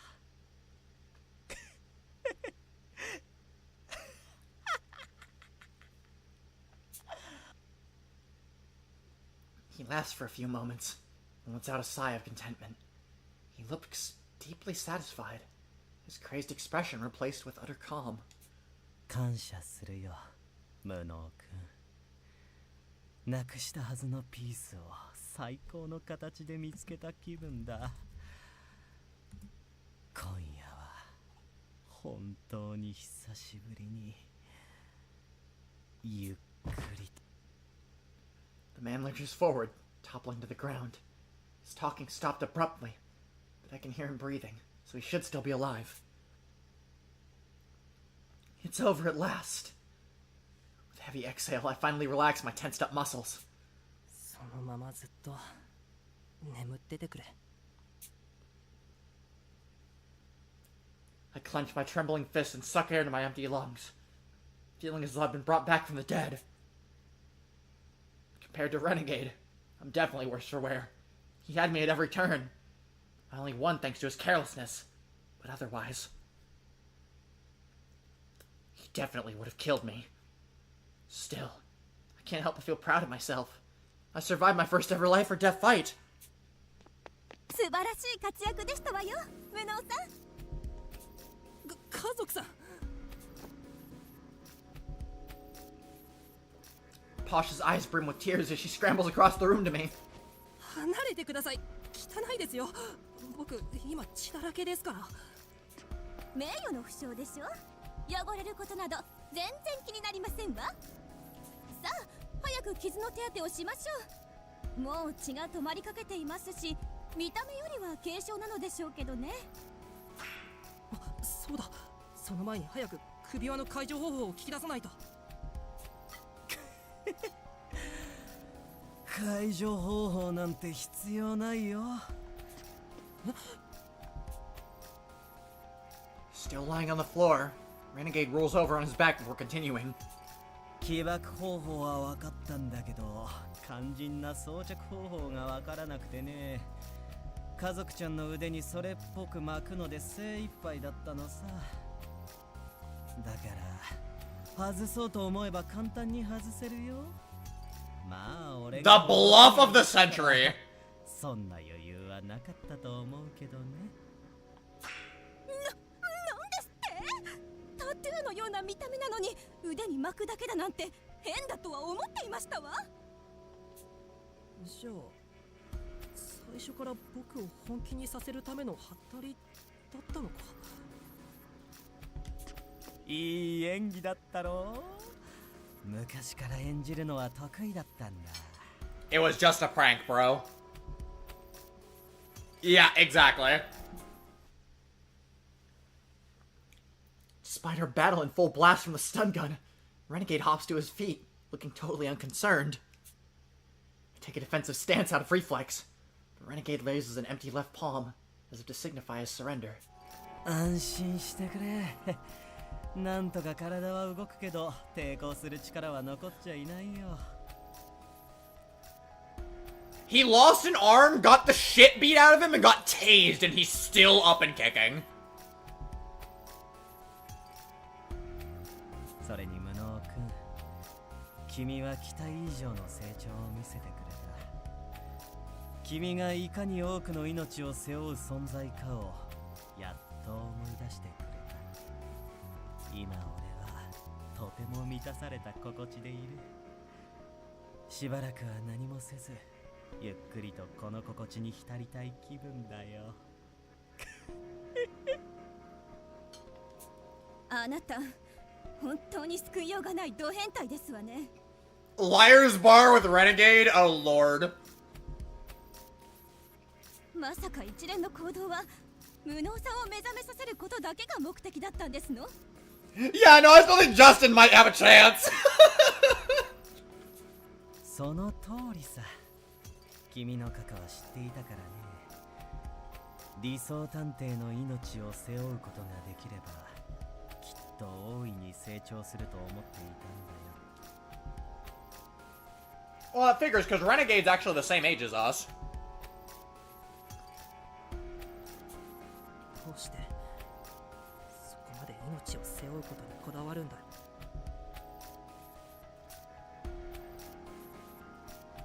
True to his name, Renegade really is a man going against the system. Even so, I can sense how unwavering his convictions are. Aw, it sucks, Striker. I'm sorry. I know, I figured, Hedgie. I hope you've at least been enjoying yourself. Oh, really chaotic. I look forward to it. Oh, excuse me. I think Renegade and Watto are both 17. Can't help but ask him, This person who's causing so much suffering. How he came to hold such strong beliefs. 下道探偵、お前の語るその信念はこの島での経験と何か関係があるのか？自分語りの趣味はないんだけど、まあいいか。俺を楽しませてくれたお礼だ。少しだけ昔の俺について教えてあげるよ。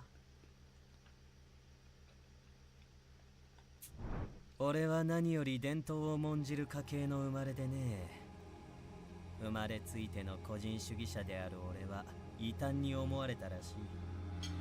それが理由でホームズと同じように機密警察に実験台として提供されたそう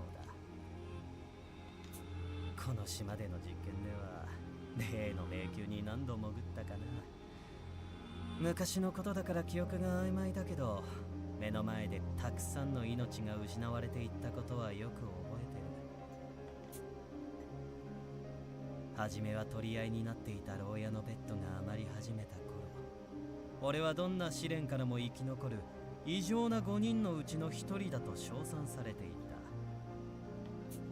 不滅探偵と呼ばれ、命がけの実験を繰り返されるうちに察していったよ。このままでは最後の1人になるまで実験は続いていくだけだとね。そして思ったのさ。ここで俺が死ねば、これまで散っていった命まで無駄になる。逆に言えば、俺さえ生き残ればみんなの死にも意義が生まれるとね。それで脱走したのか？ああ、残念ながら全員揃っての脱出とはいかなかったけどね。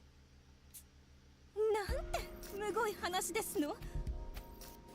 すべての元凶はやはり探偵同盟の前身である秘密警察ですのね。Having heard Renegade's story, Posh's expression has grown somber. It's easy to sympathize with his experience, and I accept how it would shape his beliefs. But even so... 下道探偵、お前のルーツはよくわかった。でも、その信念を他の人にまで押し付けるなよ。別に誰しもが他の人の命を背負う必要なんてないじゃないか。嫌だね。たとえ神が相手であろうと俺は俺を裏切らない。信念に基づいて他の人にも命を背負ってもらう。俺の信念を君が受け入れないように、君の正義もまた俺には受け入れがたいのさ。俺は僕だって同じだ。下道探偵、お前が犯行を繰り返すなら何度だって幾千回だって止めてやる。青いね。青くて甘くてやわすぎる。まるで触れれば身の潰れる果実だ。でもそれでいい。それでこそ俺は君にそそられる。君の探偵としての成長を心から願っているよ。Neither of us says another word. We're both in silent agreement. The fact of the matter is, he and I will never see eye to eye. まったく無意味に疲れたったらありゃしませんわ。早く下道探偵を縛って皆さんの待つロビーへ向かいましょう。Posh sighs in exasperation, but that very next moment... なんですのいきなり。落ち着いて、きっとただの停電だよ。Damn it, cranking all those ACs on. I fucked up everything. I take out my D-pad and toggle on its flashlight. When I point the light forward, I notice that Renegade has disappeared. He should have been standing right in front of me. 下道探偵がいない。どういうことですの？ I arc the light across the entire room, but no one's here aside from Posh and me. Could it be that he intentionally planned this outage in order to make his escape? きっと逃げ出したんだ。追いましょう。このおバカさん、この暗がりで行動だなんて命知らずにも程がありますわ。罠が張ってあれば一瞬で南無阿弥陀仏かかもしれませんのよ。 The Curly Gates? それを言うなら織田仏じゃ。いいからこちらへ来なさい。背中合わせとなって周囲に注意を払いますわよ。 It's been a little while, and something tells me that Chapter 5 is going to be a 2-part session. Potentially. I don't know. Maybe I'll put it to a vote. はい。 As directed, I turn my back against Pasha's. We scan the area with our D-pad flashlights. As expected, there's no sign of anyone. 油断してはなりませんわよ。追うのは目が慣れてからでよろしいのですわ。そうですね。ごめんなさい。I contemplate how much growing I still have to do as a detective. And suddenly, the lights come back on. Of course, there's still no trace of Renegade. We need to pursue him right away. But then, a piercingly shrill tone of bell sounds off. 無能さん、こっちですわ。 Oh, だったようですわね。 I hate this one too. あれって。 As the alarm continues to ring, we're confronted with a shocking sight that makes us convulse in horror. Workaholic! No!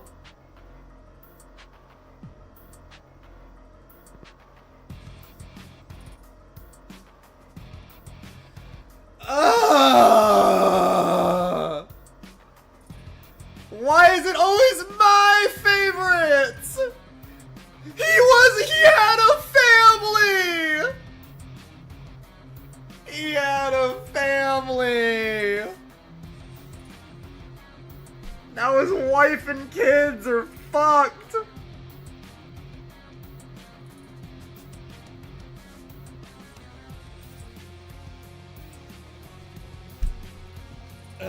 Okay, well, I think at the moment, just right now, I'll put it to a vote. If we want to keep going for another hour and like 15 minutes to see if we can finish up the entirety of Chapter 5, I'm down to, but otherwise, it might be wise to save here and then pick up on it maybe Saturday night or something. Maybe it's like a little mini stream, potentially, because, as stated, I imagine Tama wants to be around for the conclusion of the game. She actually accompanied me for my first blind playthrough of Chapter 6. I don't know, I'm pretty sure we have more than a half hour left of this going on, is the thing.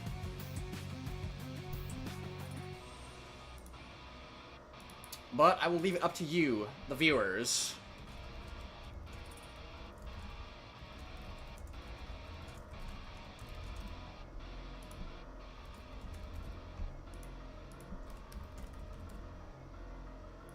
Although, as mentioned, I'm not sure if, like, how long that Saturday stream would end up being, given, there's a decent chunk left, but there's not, like, too much, so.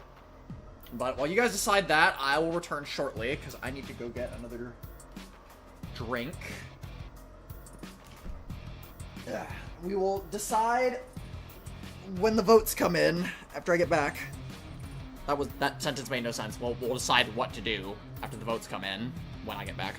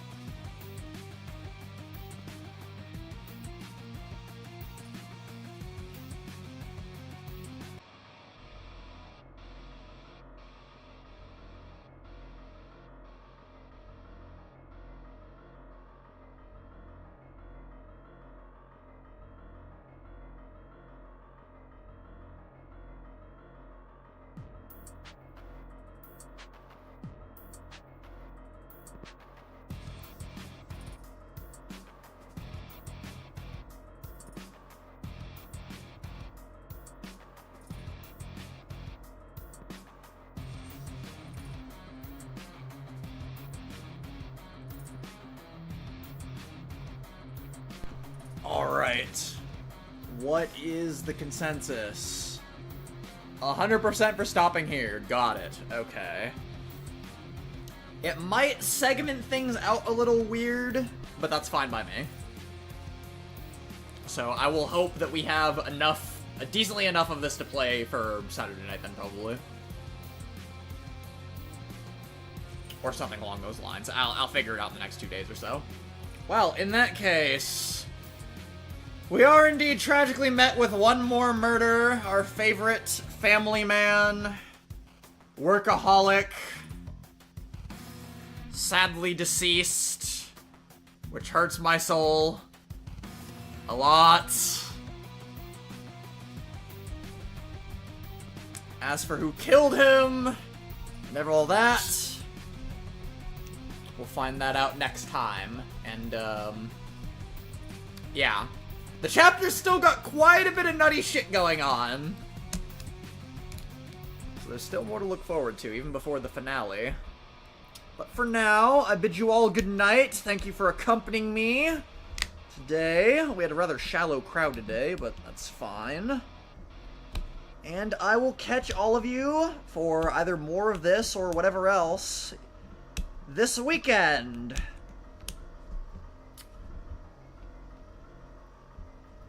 So true, Striker.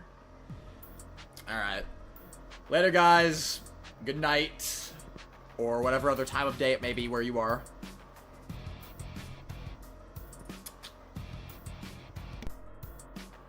My honor and pleasure as always, Striker. You always flatter me with that. Good night, Lexo, and everyone else.